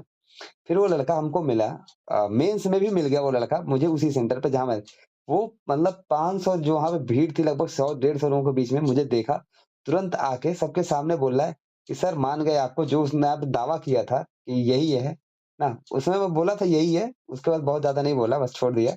फिर कहा सर आपने जो बोला था वो सही था। मैं तुरंत जब आया आंसर किया, जब देखा, मुझे आपकी बात याद आई कि आपने बोला था कॉन्फिडेंस के साथ यही होगा। तो मैंने कहा जो भी बताया ठीक है, जानकारी लेकिन अच्छी होनी चाहिए, कंफर्म होना चाहिए, तभी आप सही करते हैं। निधि मैम कोई क्वेरी है क्या आपकी? सर ये पीएनजी में भी मीथेन ही होता है ना? पीएनजी, हाँ पीएनजी में भी पाइप नेचुरल गैस। पीएनजी देखिए मैम दो टाइप से हो सकता है। देखिए पाइप अगर पीएनजी, अगर मान लीजिए अगर आपके घर में एलपीजी खाना बनाने के लिए आ रही है ना, तो वो एलपीजी फॉर्म में आ रही है तो दूसरा हो जाएगा, ठीक है, बस इतना ध्यान देना है। Okay sir. ठीक है, चलिए जैसे अब घर घर में देखिए पाइप से आने वाली है, गेल के माध्यम से लाई जा रही है पाइप से, ठीक, तो हो सकता हो कि उसमें एलपीजी ही रहेगा पूरी तरह से। चलिए वित्त मंत्री की उपलब्धि क्या है? केंद्रीय वित्त मंत्री ने 23 जुलाई 2024 को जब प्रस्तुत किया है, इसमें 7वां बजट था, 7वां बजट था। इसमें से 6 पूर्ण बजट है और 1 अंतरिम बजट है। ये भी ध्यान देना है कि कितने पूर्ण बजट प्रस्तुत है, 6 और 1 अंतरिम बजट है, ठीक है। अंतरिम बजट के बारे में आपको बताया जा चुका है। सीडी देशमुख एकमात्र ऐसे प्रधानमंत्री हैं, एकमात्र ऐसे वित्त मंत्री हैं जिन्होंने लगातार 7 बजट यानी 6 पूर्ण और 1 अंतरिम बजट प्रस्तुत किया था।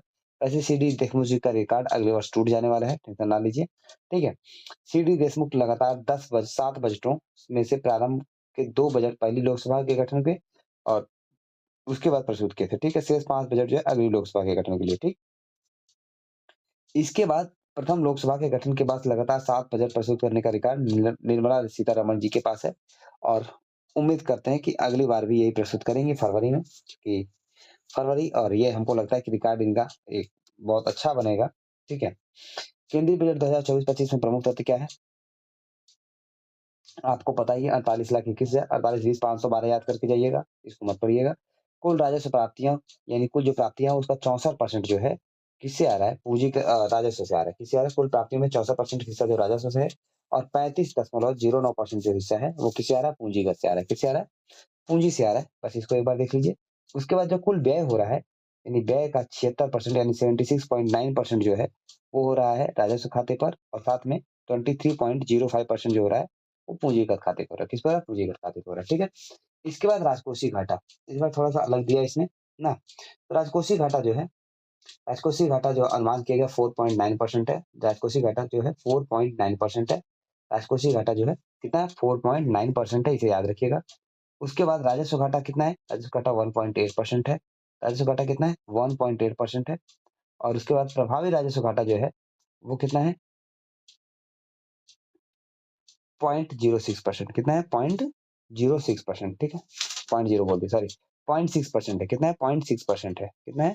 0.6% है। इसके बाद जो है प्राइमरी घाटा यानी प्राइमरी डिफिसिट कितना है? जीडीपी का 1.4% है। प्राइमरी डिफिसिट कितना है? 1.4% है, ठीक। बस इतना मार्क करके आगे बढ़ जाइए, बहुत डिटेल मत पढ़िएगा, बहुत कंफ्यूजन होगी।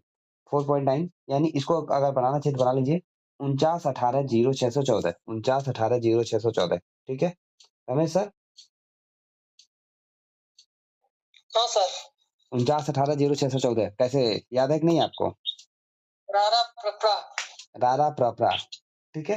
राजकोषीय घाटा, राजस्व घाटा, प्रभावी राजस्व घाटा और प्राथमिक घाटा, एक बार आपको बना लेना, उसके बाद फिर हमेशा याद रहता है।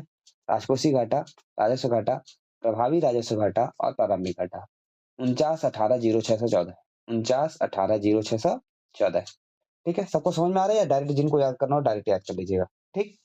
या किसी को कोड लिखना तो बता दें, कोई और लिखना चाहे तो हैंड रेज कर दीजिए। चलिए तो आगे बढ़ते हैं।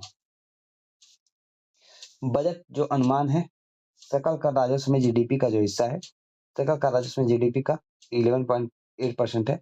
इसमें से प्रत्यक्ष कर जो है 6.8% है और अप्रत्यक्ष कर जो है 5% है। जो बॉक्स बना वहां नीचे देखिएगा, यानी जो कर राजस्व है कुल जीडीपी का 11.8% है, यानी सरकार का जो कुल कर राजस्व है वो 11.8% है, जिसमें से 6.8% जो है डायरेक्ट टैक्स है और 5.0% यानी 5% जो है वो इनडायरेक्ट टैक्स है, ठीक। उसके बाद भारत में शीर्ष 3 कर राजस्व जो जैसा कि कल हम लोग बता रहे थे, आयकर जो है, फिर है जीएसटी, आजीनी, कोड बना लीजिए, आजीनी, आजीनी, यहां से प्रश्न आएगा तीन जो कर राजस्व है, तीन जो कर राजस्व किससे है? सबसे ज्यादा आयकर से है, फिर जीएसटी से है, फिर किससे है? निगम कर से है।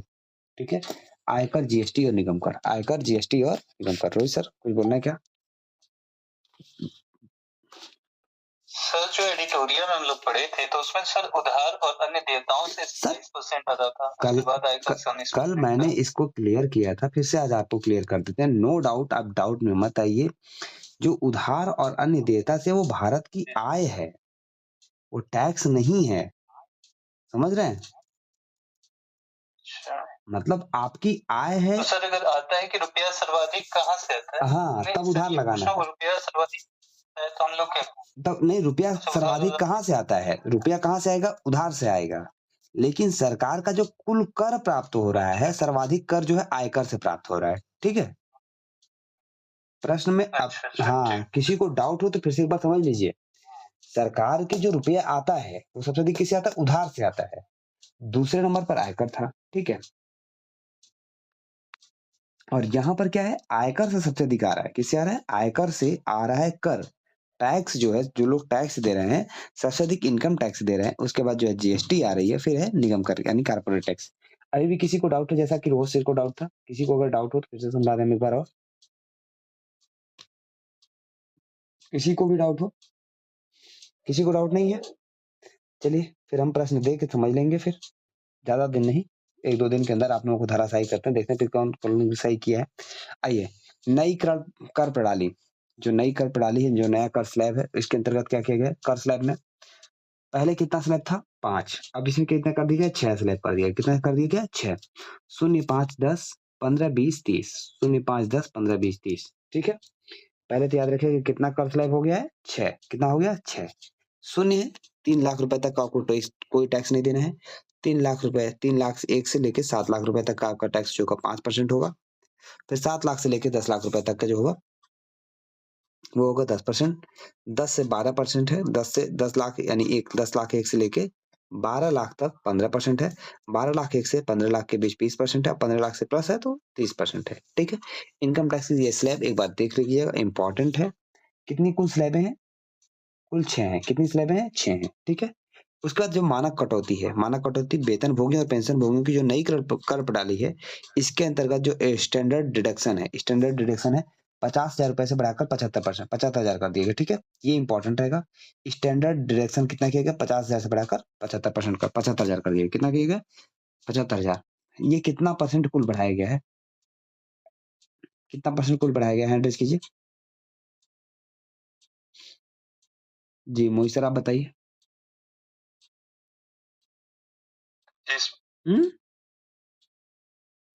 कितना परसेंट? 25। नितिन सर 50%। 50%। अच्छा, 50,000 का 25,000, 25,000 का 50 निकालिए ना, 50,000 का 25,000।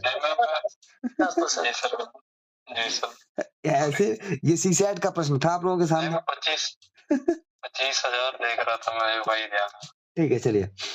उसके बाद पारिवारिक पेंशन कटौती जो है, उसमें क्या किया गया? पारिवारिक पेंशन कटौती को 15,000 रुपए से बढ़ाकर 25,000 कर दिया गया। कितना कर दिया? 15,000 रुपए से बढ़ाकर 25,000 रुपए कर दिया। ठीक है, नई पेंशन योजना में गैर सरकारी नियोक्ता का जो अंशदान है वो क्या किया गया? देखिए, धारा 80C यानी आयकर अधिनियम की धारा 80C है, उसमें उल्लिखित पेंशन और गैर सरकारी नियोक्ता के लिए जो संबंधित अनुमानित कटौती थी, वेतन के 10% से बढ़ाकर कितना कर दिया गया है? 14% कर दिया गया। कितना कर दिया गया है? 14%। यानी जो कटौती है वो 10% पहले होती थी, अब 14% होगी। ठीक है, कितनी होगी? 14%। ये इंपॉर्टेंट है, याद रखिएगा। कटौती कितना होगा? 14% होगा। कटौती कितना होगा? 14% होगा। प्रत्यक्ष कर विवाद से क्या सर?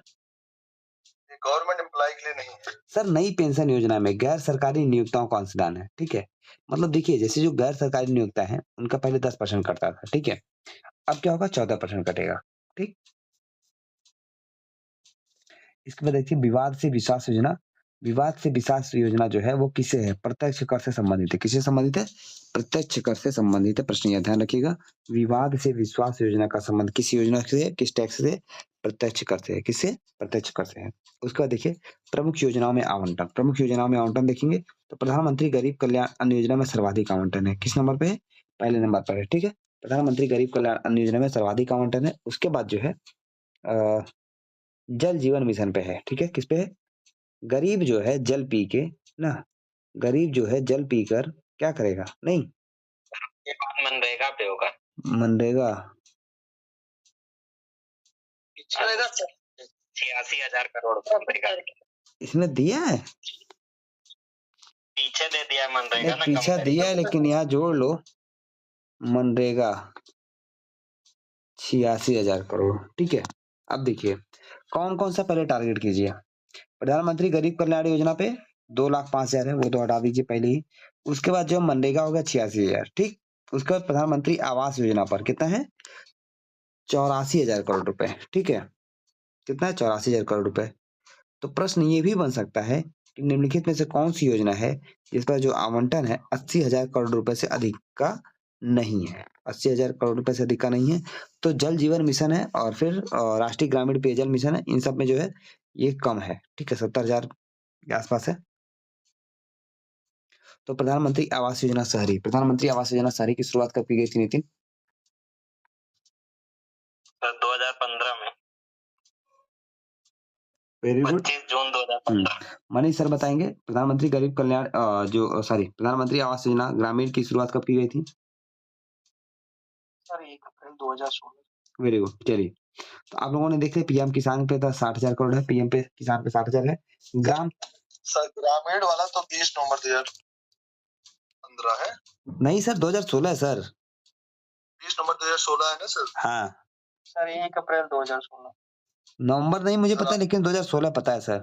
सर 1 अप्रैल 2016 है। 2016। 1 अप्रैल 2016।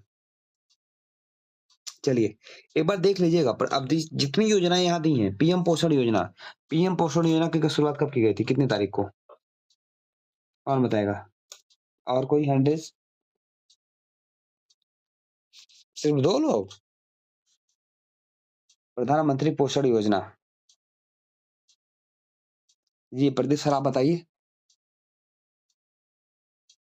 सर 95 में कहाँ बता रहे? मोहित सर आप बताइए।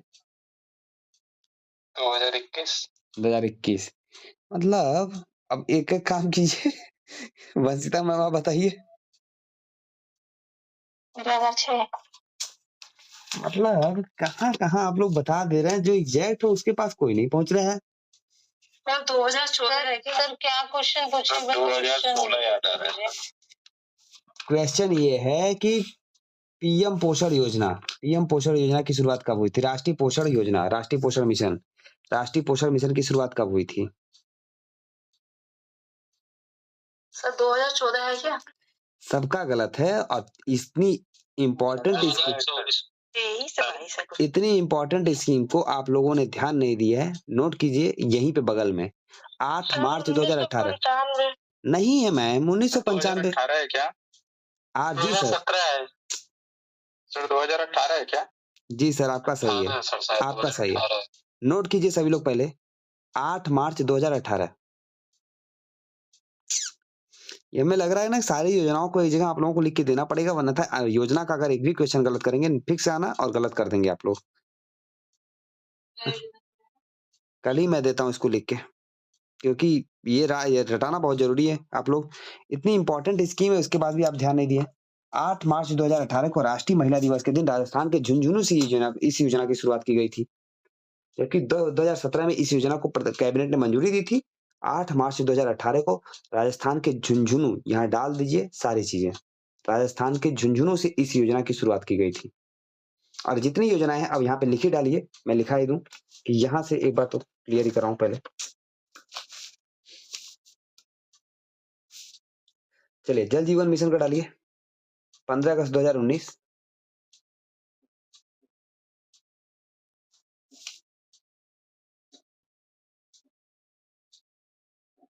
ये कितने लोगों को पता था जल जीवन मिशन 2019 में? हैंड कीजिए। सर आपको कैसे याद रहती है सर ये स्कीम की, मतलब कब स्टार्ट हुई? इतनी सारी स्कीम स्टार्ट होती हैं। सर देखिए इसको मैं को रिलेट करके याद करता हूँ सर। ऐसे याद नहीं होती है, मैं कोरिलेट कर लेता हूँ। 8 मार्च को शुरू हुई थी, मुझे याद है 8 मार्च 2018 को। जब मैं अपने से कोरिलेट करता हूँ कि 8 मार्च 2018 प्रधानमंत्री जी शुरू किए थे, मुझे मतलब होता क्या है ना कि आप जब योजना शुरू हुई तुरंत याद कर लो, उसके बाद कभी नहीं भूलता है। ये योजना जब मैं 2018 में तैयार करता, उसमें जैसे शुरू मुझे याद हो गई 8 मार्च को प्रधानमंत्री जी किए, तो मैं पढ़ लिया। ठीक है, जल जीवन मिशन की घोषणा लाल किले के प्राचीर से प्रधानमंत्री जी किए थे, 15 अगस्त 2019 को किए थे। ठीक है, उसका प्रधानमंत्री आवास योजना ग्रामीण है, जो कब हुआ था? 2016 में था। कब था? 2016 में। ठीक है, प्रधानमंत्री आवास योजना ग्रामीण जो है अप्रैल 2016 में है। ठीक, सॉरी, ये 20 नवंबर 2016 को है, जो अभी बता रहे थे प्रधानमंत्री आवास योजना का नहीं, सर जो बता रहे थे वो सही है। 1 अप्रैल किन किन लोगों ने नोट करके गलत किया है, पहले वो सही करें अपना। ये जल जीवन मिशन सर जो है 2019 है कि 21 है सर? 2019 15 अगस्त 2019 को।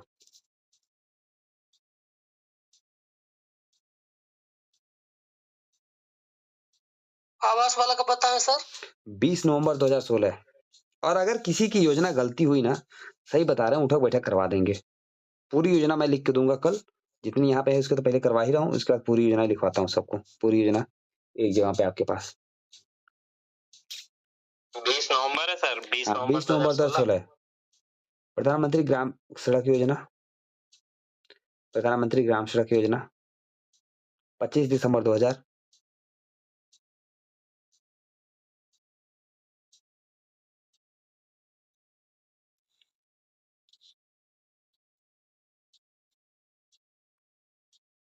हो गया। पीएम किसान, पीएम किसान लिखिए 24 फरवरी 2019।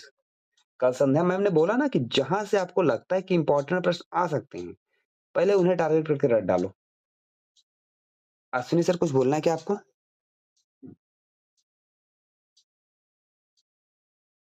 चलिए, सर वो ग्राम सड़क वाला कब हुआ था? 20 नवंबर 2016। अरे सॉरी, नहीं सर, ग्राम सड़क 25 दिसंबर 2000, 25 दिसंबर 2000।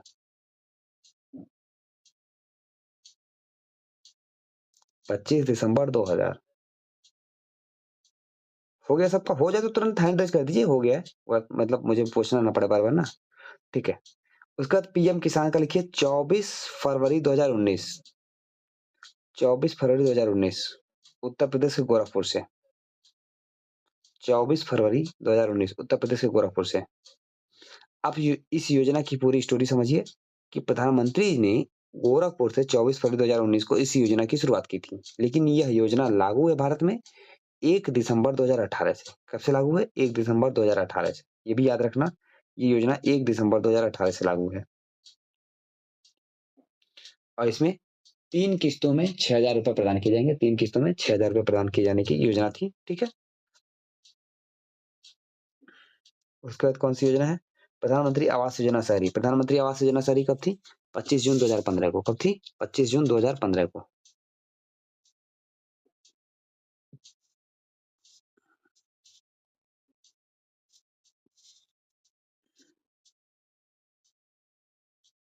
हो गया। उसके बाद प्रधानमंत्री गरीब कल्याण अन्न योजना। प्रधानमंत्री गरीब कल्याण अन्न योजना, रिशु मैम आप बताइए कब है? सर अप्रैल 2020 में हाँ, आई थी। अप्रैल 2020, 24 अप्रैल 2020 को थी। ठीक है, 24 अप्रैल 2020।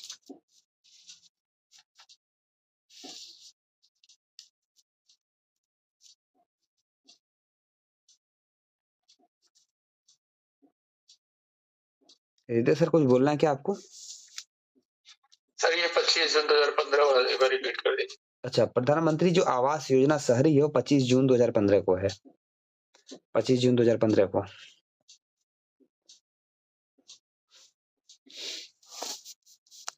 ठीक है, और प्रधानमंत्री गरीब कल्याण अन्न योजना जो है 24 अप्रैल, जो राष्ट्रीय पंचायती दिवस था। ठीक है, ऐसे जो है क्या कहते हैं, कोविड-19 के कारण जो क्या लगाया गया था, कोरोना क्या बोलते थे, कर्फ्यू बोलते थे, क्या बोलते थे उसको? लॉकडाउन। हाँ, लॉकडाउन कब लगाया गया था? सर बताइए आप। सर सबसे पहली बार 21 मार्च को घोषणा हुई थी सर। घोषणा लागू कब से हुआ था? नितिन सर बताएं? नितिन रुकिए। सर 24 मार्च। रमेश सर? 8 अप्रैल से लागू हुआ था। मतलब आप तीर भी सर जनता कर्फ्यू 22 मार्च 2020 को लगा था। जी मैम, आपका सही, जनता कर्फ्यू के लिए लगा था सर। हाँ, जनता कर्फ्यू। हाँ, उसके बाद आगे फिर हाँ, उसके बाद लॉकडाउन लग गया था पूरा, ठीक है। चलिए 25 से शायद लग गया था सर उसके बाद। 24 मार्च की शाम को अनाउंस हुआ था सर 21 डेज के लिए। जी 24 मार्च को, तो 25 मार्च से शुरू था, ठीक है। तो इससे भी याद रखिएगा। उसके बाद फिर यही गरीब कल्याण योजना आई थी। इसके बाद देखिए जो 3 योजनाएं साथ में मिला के दिया उसको कोई देख लेंगे। समग्र शिक्षा योजना, जो समग्र शिक्षा है, जो शिक्षा के लिए बहुत सारी योजनाएं हैं, उसके बारे में आपको पता है। शिक्षा का अधिकार अधिनियम 2009 में आया था, ठीक है। इसके बाद रामसा है, रूसा है, ये सब एक से ज्यादा आपको भेज देंगे। राष्ट्रीय माध्यमिक शिक्षा है, राष्ट्रीय उच्चतर शिक्षा है, ये 2013 में आया था, ठीक है। रामसा, रूसा, और उसके बाद प्राथमिक शिक्षा के लिए सर्व शिक्षा अभियान वर्ष 2001 के उसमें था, वित्त वर्ष में, ठीक है। सर्व शिक्षा अभियान ना, ये सारी चीजें एक साथ कर देंगे आप लोगों को। मतलब ये चीजें एकदम याद होनी चाहिए। सक्षम आंगनवाड़ी और पोषण 2.0 है, तो पोषण 1.0, पोषण 2.0। वैसे राष्ट्रीय पोषण माह जो है सितंबर महीने में मनाया जाता है। पोषण माह कब मनाया जाता है? सितंबर महीने में मनाया जाता है। और पोषण सप्ताह कब मनाया जाता है? सितंबर के पहले सप्ताह में, ठीक है। पोषण सप्ताह कब मनाया जाता है? सितंबर के पहले सप्ताह में मनाया जाता है। और पोषण माह जो है सितंबर महीने को मनाया जाता है, ठीक है। चलिए उसके बाद राष्ट्रीय ग्रामीण आजीविका मिशन, राष्ट्रीय ग्रामीण आजीविका मिशन, राष्ट्रीय ग्रामीण आजीविका मिशन कौन बताएगा कब शुरू हुआ है? हैंड रेज कीजिए तो देखें। राष्ट्रीय ग्रामीण आजीविका मिशन, राष्ट्रीय शहरी आजीविका मिशन, राष्ट्रीय ग्रामीण आजीविका मिशन, 2 मिशन है। राष्ट्रीय ग्रामीण आजीविका मिशन और राष्ट्रीय शहरी आजीविका मिशन। जी ऋषि मैम बताइए। सर एनआरएलएम जो अर्बन वाला सर, एनआरएलएम जो था शायद 2011 में था। Very good. और जो एनयूएलएम था वो आई थिंक 2013 था। वेरी गुड, दोनों सही है, ठीक है। 2011 और 2013 है, ठीक। 2011 और 2013 जो रूरल वाला है, ठीक है। रूरल वाला एक बार नितिन डालो तो रूरल वाला शायद पहले था एनआरएलएम। सर 2011 है वाला क्या?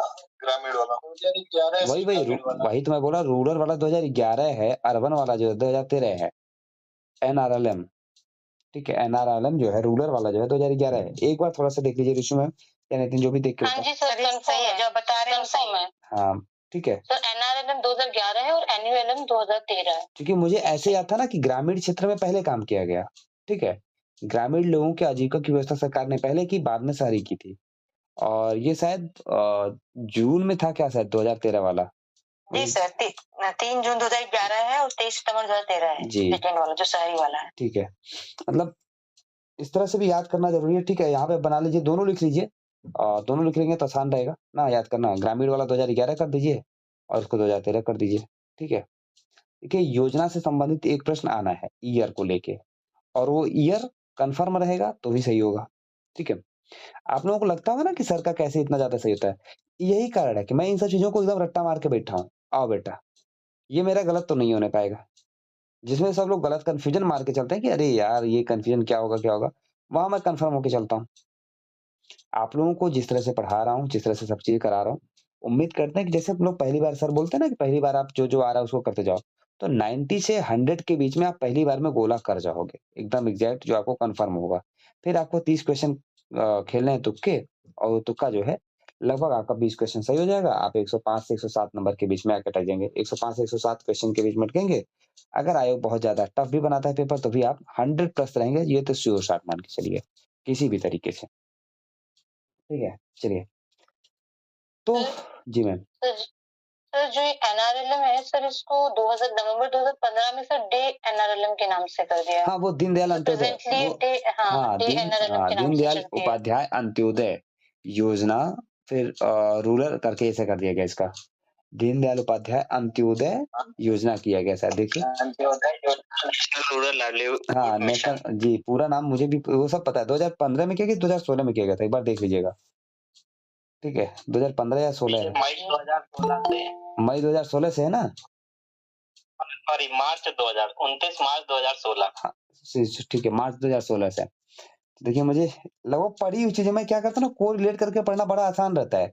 जब राष्ट्रीय ग्रामीण आजीविका मिशन पढ़ा था उस समय, जब इसको दीनदयाल उपाध्याय अंत्योदय योजना फिर national rural urban livelihood mission, national rural livelihood mission किया गया था। तो उसमें लगातार जैसे पढ़ते जाते रहते तो वो उसे क्या होता था, याद रहता था। मैं इसे परीक्षावाणी में पढ़ा हूँ, मुझे ये भी पता है कि परीक्षावाणी के तीसरे या दूसरे नंबर पे पेज पे था जब उस समय नई-नई ऐड हुई थी योजना।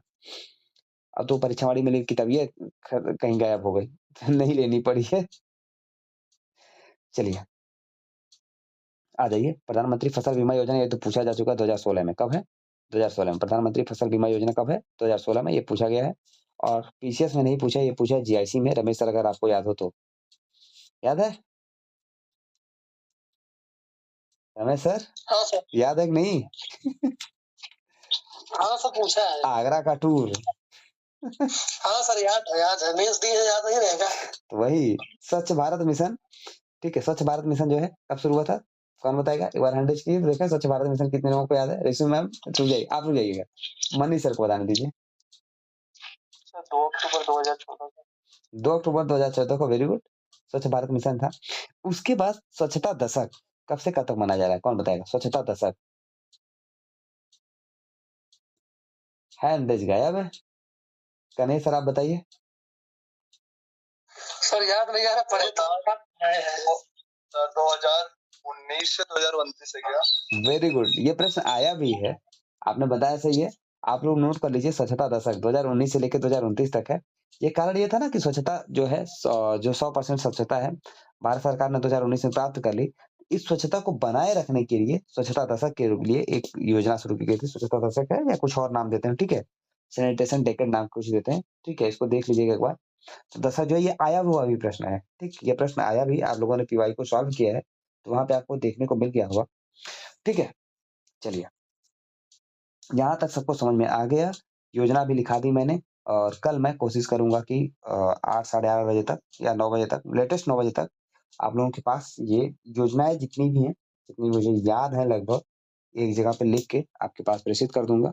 और उम्मीद करूंगा कि आपके पन्ने पे लिख के और सामने लिखे जाएगी। और निश्चित रूप से इससे प्रश्न गलत नहीं होने देना है किसी भी हाल में, इतना याद रखिएगा। आ जाइए कुल सब्सिडी। कुल सब्सिडी जो है ना, सबसे अधिक जाती है खाद्य पे। किस पे जाती है? खाद्य पे।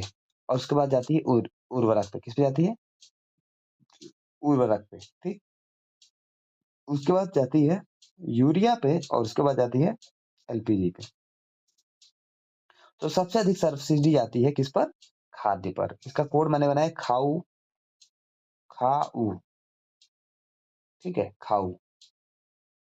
और उर्वरकों में सबसे अधिक जो सब्सिडी जाती है, उर्वरकों में जो सबसे अधिक सब्सिडी जाती है वो किस पे जाती है? यूरिया पे जाती है। प्रश्न 2 बन सकते हैं कि सर्वाधिक सब्सिडी किस पे जाती है? खाद्य पे जाती है। किस पे जाती है? खाद्य पे जाती है। दूसरे नंबर पर उर्वरक है। अगर पूछेगा कि उर्वरकों पे सब्सिडी सबसे अधिक किस उर्वरक पे जाती है, तो किस पे जाती है? यूरिया पे जाती है। किस पे जाती है? यूरिया पे जाती है। यूरिया का फार्मूला क्या है? NH2CO NH2 है, ठीक है। यानी प्रश्न आया था NH2CO NH2 नाइट्रोजन। प्रश्न आप लोगों ने ये हल किया होगा, तो प्रश्न एक बार आया था शायद कि 2018 में था क्या, 2017 में, 2016 में था कि यूरिया का घटक नहीं है कुछ करके। प्रश्न आप लोगों ने याद की, अगर कोई सॉल्व किया पूरा अच्छे ढंग से तो बताए कि मतलब क्या वो प्रश्न मिला था? प्रश्न तो मिला है सर, लेकिन याद नहीं है ऑप्शन क्या था। नहीं, ऑप्शन जहां तक जो मैं याद कर पा रहा हूँ यही था, ठीक है, कि मतलब एनपीके होता है ना सर, यूरिया के 3 घटक होते हैं। नहीं, एनपीके तो दूसरा चीज है सर। मतलब एनपीके जो होता है वो मेन कंपोनेंट उसका है। जैसे यूरिया का जो फार्मूला होता है उसमें मतलब होता है ना कि यूरिया में कौन सा चीज नहीं था, वो आप इसलिए मैं प्रश्न पूछ रहा हूँ ना। अमन सर बोलिए। कार्बन है, ऑक्सीजन है, हाइड्रोजन। आगे बताया था यूरिया क्या है, तो उसमें ऑप्शन था जो सही था वो नाइट्रोजन कंटेनिंग ऑर्गेनिक कंपाउंड है, जिसमें 46% नाइट्रोजन रहता है। तो यही था, ये मैं जहाँ तक याद कर पा रहा हूँ। हाँ तो सर अगर ये प्रश्न तो ऐसे ही प्रश्न था मुझे, तो मतलब अगर नाइट्रोजन जो है इसे ऐसे था तो मैंने भी माना था, सही माना था, मेरा तुक्का माना था लेकिन सही हो गया। परसेंटेज कोई पूछता है सर, परसेंटेज पूछा, नाइट्रोजन ही सबसे ज्यादा था।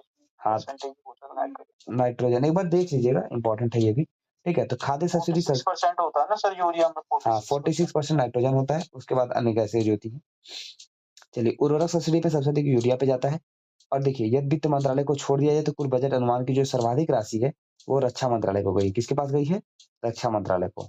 अर्थात सबसे अधिक जो मंत्रालय को आवंटन किया गया तो रक्षा मंत्रालय है। वैसे वित्त मंत्रालय को अगर छोड़ दिया जाए तो वित्त मंत्रालय को दिया जाएगा तो कौन सा होगा? वित्त मंत्रालय हो।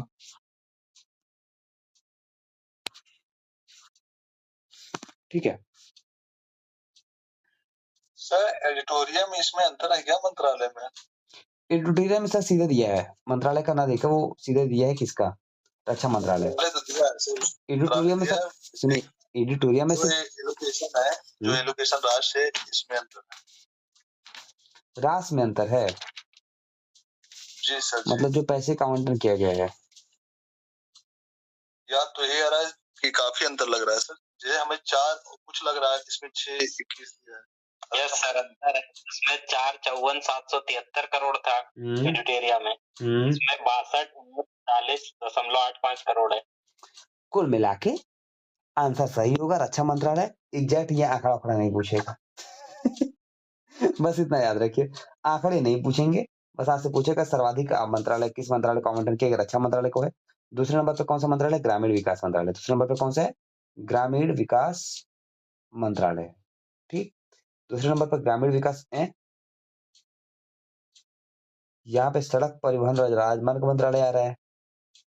ग्रामीण विकास को तो 2,65,808 मिला, 2,65,78,000। हाँ, जबकि यहाँ देखिए सड़क परिवहन को 2,78,000। एक बार शुभम पीआईबी का डेटा निकालो उसको और देखो कि पहले पीआईबी के डेटा में क्या आ रहा है। ठीक है, एक बार हाँ छोड़ो, अभी बाद में करना इसको, पहले इसको करो आगे। ठीक है, कंफ्यूजन हो गया। रक्षा मंत्रालय तो याद ही रखिए, रक्षा मंत्रालय याद रखिए, इसको पहले छोड़िए अभी, ऐसी कंफ्यूजन। आर्थिक समीक्षा पे आ जाते हैं। आर्थिक समीक्षा, एक काम करते हैं, आर्थिक समीक्षा कल पढ़ा जाएगा, आगे बीच वाला दूसरा चीज पढ़ा जाएगा। बहुत जहाँ डाटा होता है ना, दिमाग खराब होता है। जी सर, दूसरा पढ़िए। हाँ दूसरा पढ़ा जाए। आइए कुछ नॉर्मल वाला पढ़ते हैं, पेज नंबर आ जाइए 134 पे। पेज नंबर 134 पे हैंड रेज कर दीजिए सब लोग पहुंच के। चलिए, ऐसे हम लोग पहले भी पढ़ते थे, आप आज लोग इस समय समझिएगा, हम लोग पहले भी जब बजट पढ़ते थे तो थोड़ा थोड़ा सेक्शन ही करके पढ़ते थे, आगे पढ़ते चले जाते थे, क्योंकि बजट जो है ना बड़ा वो लगता है, डाटा डाटा डाटा होते होते कुल दिमाग खराब होने लगता है। चलिए आ जाइए, भारत का 24वां परमाणु ऊर्जा संयंत्र, भारत का 24वां परमाणु ऊर्जा संयंत्र गुजरात स्थित काकरापार में लगाया जा रहा है। कहाँ लगाया जा रहा है, काकरापार में चौथी इकाई लगाई जा रही है और ये 700 मेगावाट की है। कितनी है, 700 मेगावाट की है। प्रश्न बनेगा, भारत का पहला पूर्णतः स्वदेशी, ठीक है, यानी दाबित भारी जल रिएक्टर, ठीक है, दाबित भारी pressed heavy water reactor, pressed heavy water reactor, pressed heavy water reactor जो है वो कहाँ लगाया जा रहा है, काकरापार में। कहाँ है, काकरापार में है। प्रश्न ये बनेगा, first pressure heavy water reactor कहाँ पर है, फर्स्ट हो जाएगा, ये कहाँ पर है, काकरापार में, गुजरात में है। ठीक, इसके बाद देखेंगे ये 700 मेगावाट का है। अमन सर कुछ बोलना है क्या आपको?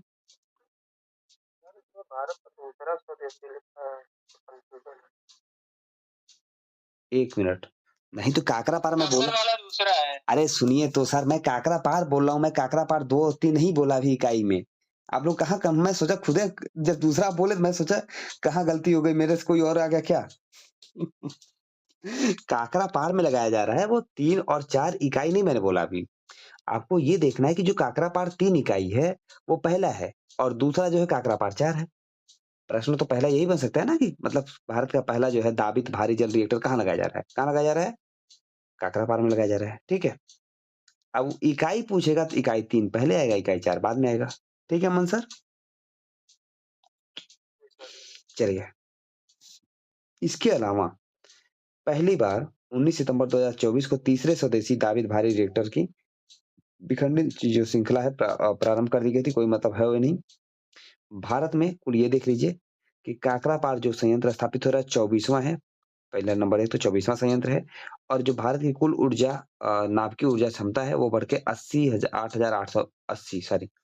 8,080 मेगावाट हो गई। कितना हो गई है, 8,080 मेगावाट हो गई है। राजस्थान के चित्तौड़गढ़ में भी स्थापित हो रहा है रावत भाटा। ठीक है, रावत भाटा में भी स्थापित हो रहा है। ठीक, बस इतना ध्यान देना, इसके अलावा कुछ भी मत पढ़िए, बहुत ज्यादा पढ़ने की जरूरी नहीं है डिटेल पढ़ने का। Page number 134।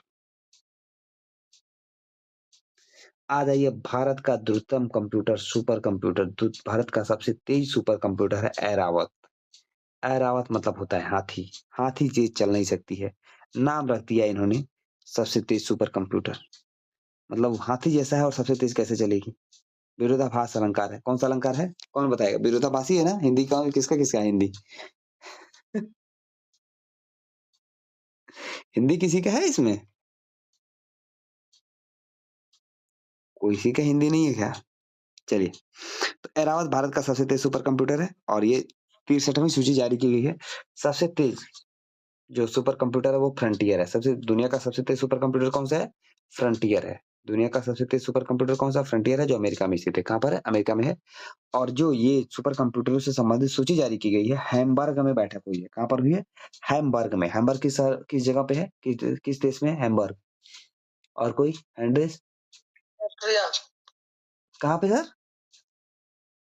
ऑस्ट्रिया में है ना, जर्मनी। रेशम मैम आप बताइए। तो जर्मनी में है हैम्बर्ग।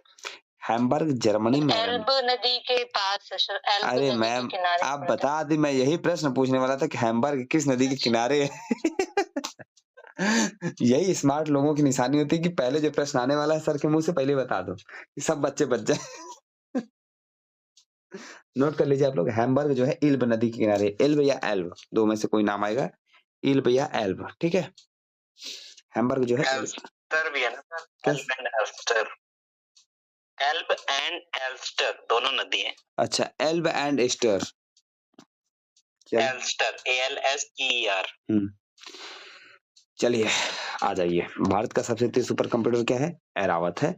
और दुनिया का सबसे तेज सुपर कंप्यूटर क्या है? फ्रंटियर है। उसके बाद देखिए, अरोरा जो है दूसरे नंबर पर सबसे तेज सुपर कंप्यूटर है, ईगल और फुगाकू और लूमी। एक हैम्बर्ग कनाडा में भी है। अच्छा, लेकिन मैक्सिमम जो हैम्बर्ग यही पूछता है, जर्मनी वाला, ठीक है। चलिए आगे आइए, देखिए सुपर कंप्यूटर जो है ये अमेरिका का फ्रंटियर, अरोरा और ईगल 3 पे है। फिर फुगाकू जो है जापान का है, लूमी जो है फिनलैंड का है। लूमी सुपर कंप्यूटर किस देश का है? फिनलैंड का है। फिनलैंड जिसकी राजधानी हेलेंसिकी, इसे किनारे कर लीजिए। टॉप 5 में लूमी जो है किस देश से संबंधित है? ये आएगा तो मैक्सिमम लोग अगर चाइना ऑप्शन में है तो चाइना लगा देंगे कि चाइना में है, ठीक है। लूमी कहाँ पर है? फिनलैंड में। कहाँ पर है? फिनलैंड में है, ठीक है। वैसे टॉप 500 की सूची में भारत के 4 सुपर कंप्यूटरों को स्थान मिला है। कितने? भारत के 4 सुपर कंप्यूटरों को स्थान मिला हुआ है। और वो चारों सुपर कंप्यूटर कौन कौन से हैं? एक तो हो गया ऐरावत, एक क्या हो गया? ऐरावत। ऐरावत का जो रैंकिंग है वो कितनी है? ऐरावत की जो रैंकिंग है वो कितने नंबर पे? ऐरावत 110वां है। अरे बाप रे! ऐरावत जो है 110वें नंबर पर है। सीडैक पुणे में स्थापित किया गया है। कहाँ स्थापित किया गया है? सीडैक पुणे में स्थापित किया गया है ऐरावत। ऐरावत जो है 110वें नंबर पर है।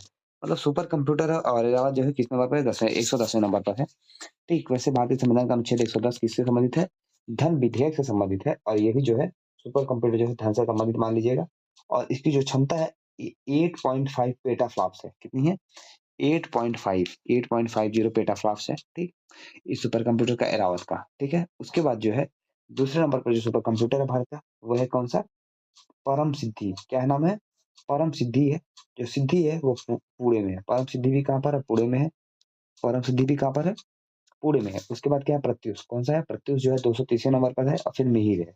प्रश्न ये भी बन सकता है कि भारत का निम्नलिखित कौन सा सुपर कंप्यूटर जो है निम्नलिखित में से कौन सा जो सुपर कंप्यूटर है सुपर कंप्यूटर की श्रेणी के अंतर्गत अभी नहीं रखा गया या रैंकिंग में शामिल नहीं है? तो क्या हो जाएगा? 4 को छोड़ दीजिए, ऐरावत, परम सिद्धि, प्रत्यूष और मिहिर। ऐरावत, परम सिद्धि, प्रत्यूष और मिहिर छोड़ दीजिए। उसके बाद जो चीजें बची वो हो जाएगा, ठीक।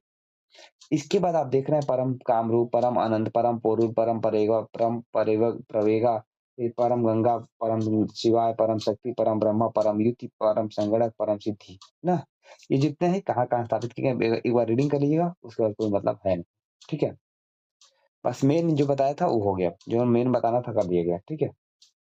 क्रम भी अगर पूछेंगे तो हम लोगों का हो जाएगा, जहां तक लग रहा है फ्रंटियर है, FAIG फैज फ्रंटियर। सर इसका कोड बनाना है। क्या बताइए? Frontier America. Frontier America पे फूजा।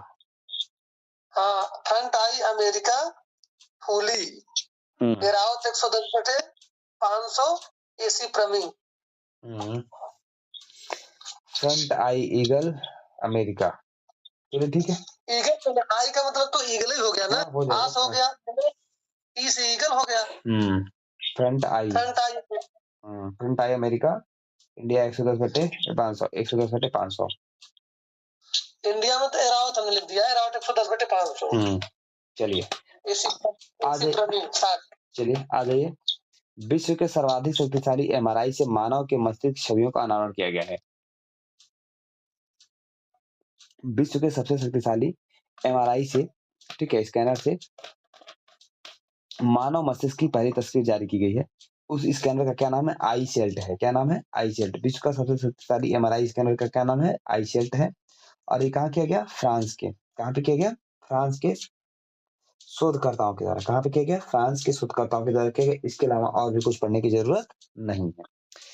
विश्व के सबसे शक्तिशाली एमआरआई में से मानव मस्तिष्क की छवियों का अनावरण किया गया। उसका जो एमआरआई मशीन है या स्कैनर है, उसका क्या नाम है? उसका नाम है आईसेल्ट। और ये किस देश में हुआ है?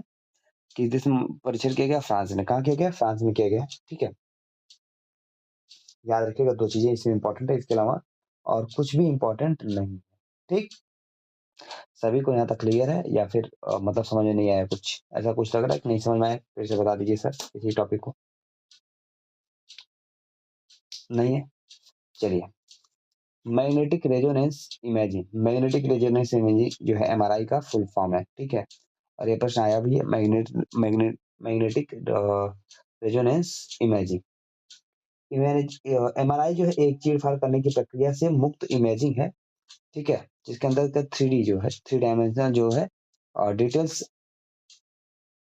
एनाटॉमिकल इमेज के उत्पन्न करती हैं। एमआरआई का उपयोग बीमारी का पता करने, निदान करने और उपचार की निगरानी में किया जाता है। ठीक है, उपचार की निगरानी के लिए किया जाता है, कोई मतलब है नहीं। दक्षिण पूर्व एशिया की प्रथम हाई स्पीड रेल का अनावरण किया गया है। ठीक है, दक्षिण पूर्व एशिया की प्रथम हाई स्पीड का अनावरण क्या किया गया? इंडोनेशिया में किया गया। कहाँ किया गया? इंडोनेशिया में किया गया है। और ये दक्षिण पूर्व एशिया को प्रथम हाई स्पीड से जोड़ता है। किससे जोड़ता है? प्रथम हाई स्पीड से जोड़ता है। ठीक है, इसके बाद इसका नाम क्या है? वुश है। क्या नाम है? वुश है। ठीक है, दक्षिण पूर्व एशिया की पहली हाई स्पीड रेल का क्या नाम रखा गया? वुश रखा गया। क्या रखा गया? वुश। वुश का क्या अर्थ है? वकातु हेमेत, फिर है ऑपेस राई, ऑप्सी, ऑप्टिमल सिस्टम हैबिटेट। क्या है? सिस्टम हैबिटेट है। ठीक है, इसके अलावा वुश की जो हाई स्पीड है वो कितनी है? 350 किलोमीटर प्रति घंटा। 350 किलोमीटर प्रति घंटा है। भारत में सात हाई स्पीड इंडस्ट्रियल कॉरिडोर यानी रेल कॉरिडोर विकसित करने का प्लान है। भारत में कितने हाई स्पीड रेल कॉरिडोर विकसित किए जाएंगे? 7, जिसमें से एक दिल्ली वाराणसी लखनऊ है। दिल्ली वाराणसी, मुझे मत शामिल कीजिएगा आप लोग, क्या बोल रहा हूँ भाई। भारत में चिन्हित 7 हाई स्पीड रेल है। दिल्ली लखनऊ वाराणसी, दिल्ली लखनऊ वाराणसी, फिर वाराणसी पटना हावड़ा, ये लाइन से जाएगा। ठीक है, दिल्ली से लेके हावड़ा तक, यानी दिल्ली से कलकत्ता, लेकिन ये 2 हाई स्पीड रेल कॉरिडोर बनेगा। फिर दिल्ली जयपुर उदयपुर अहमदाबाद, दिल्ली जयपुर उदयपुर अहमदाबाद है। फिर दिल्ली चंडीगढ़ लुधियाना जालंधर अमृतसर है। ऊपर से भी जा रहा है अमृतसर, तो अमृतसर से हावड़ा तक 3 बन जाएगा। ठीक है, 3 बनेगा, लेकिन एक ही है। 3 बनेगा और एक ही अमृतसर से हावड़ा तक जोड़ सकते हैं। ठीक है, अमृतसर हावड़ा है ना, पीछे हम लोग पढ़ रहे थे। पीछे कौन सा पढ़ रहे थे अभी हम लोग? बजट वाले में सर कोलकाता की। हाँ, तो वही कोलकाता, हाँ कोलकाता, वही है ये। ठीक है, लेकिन 3 चीजें बन रही, 3 हाई स्पीड रेल कॉरिडोर होगा। ठीक है, हाई स्पीड रेल कॉरिडोर है। दिल्ली लखनऊ से वाराणसी है, फिर वाराणसी पटना हावड़ा है, फिर दिल्ली जयपुर उदयपुर अहमदाबाद है, फिर दिल्ली चंडीगढ़ लुधियाना जालंधर अमृतसर है, मुंबई नासिक नागपुर है। ठीक है, फिर मुंबई पुणे हैदराबाद है, चेन्नई बेंगलुरु मैसूरू है। ठीक, चेन्नई बेंगलुरु और मैसूर है। बस करिए इतना ही, आज की क्लास में इतना ही।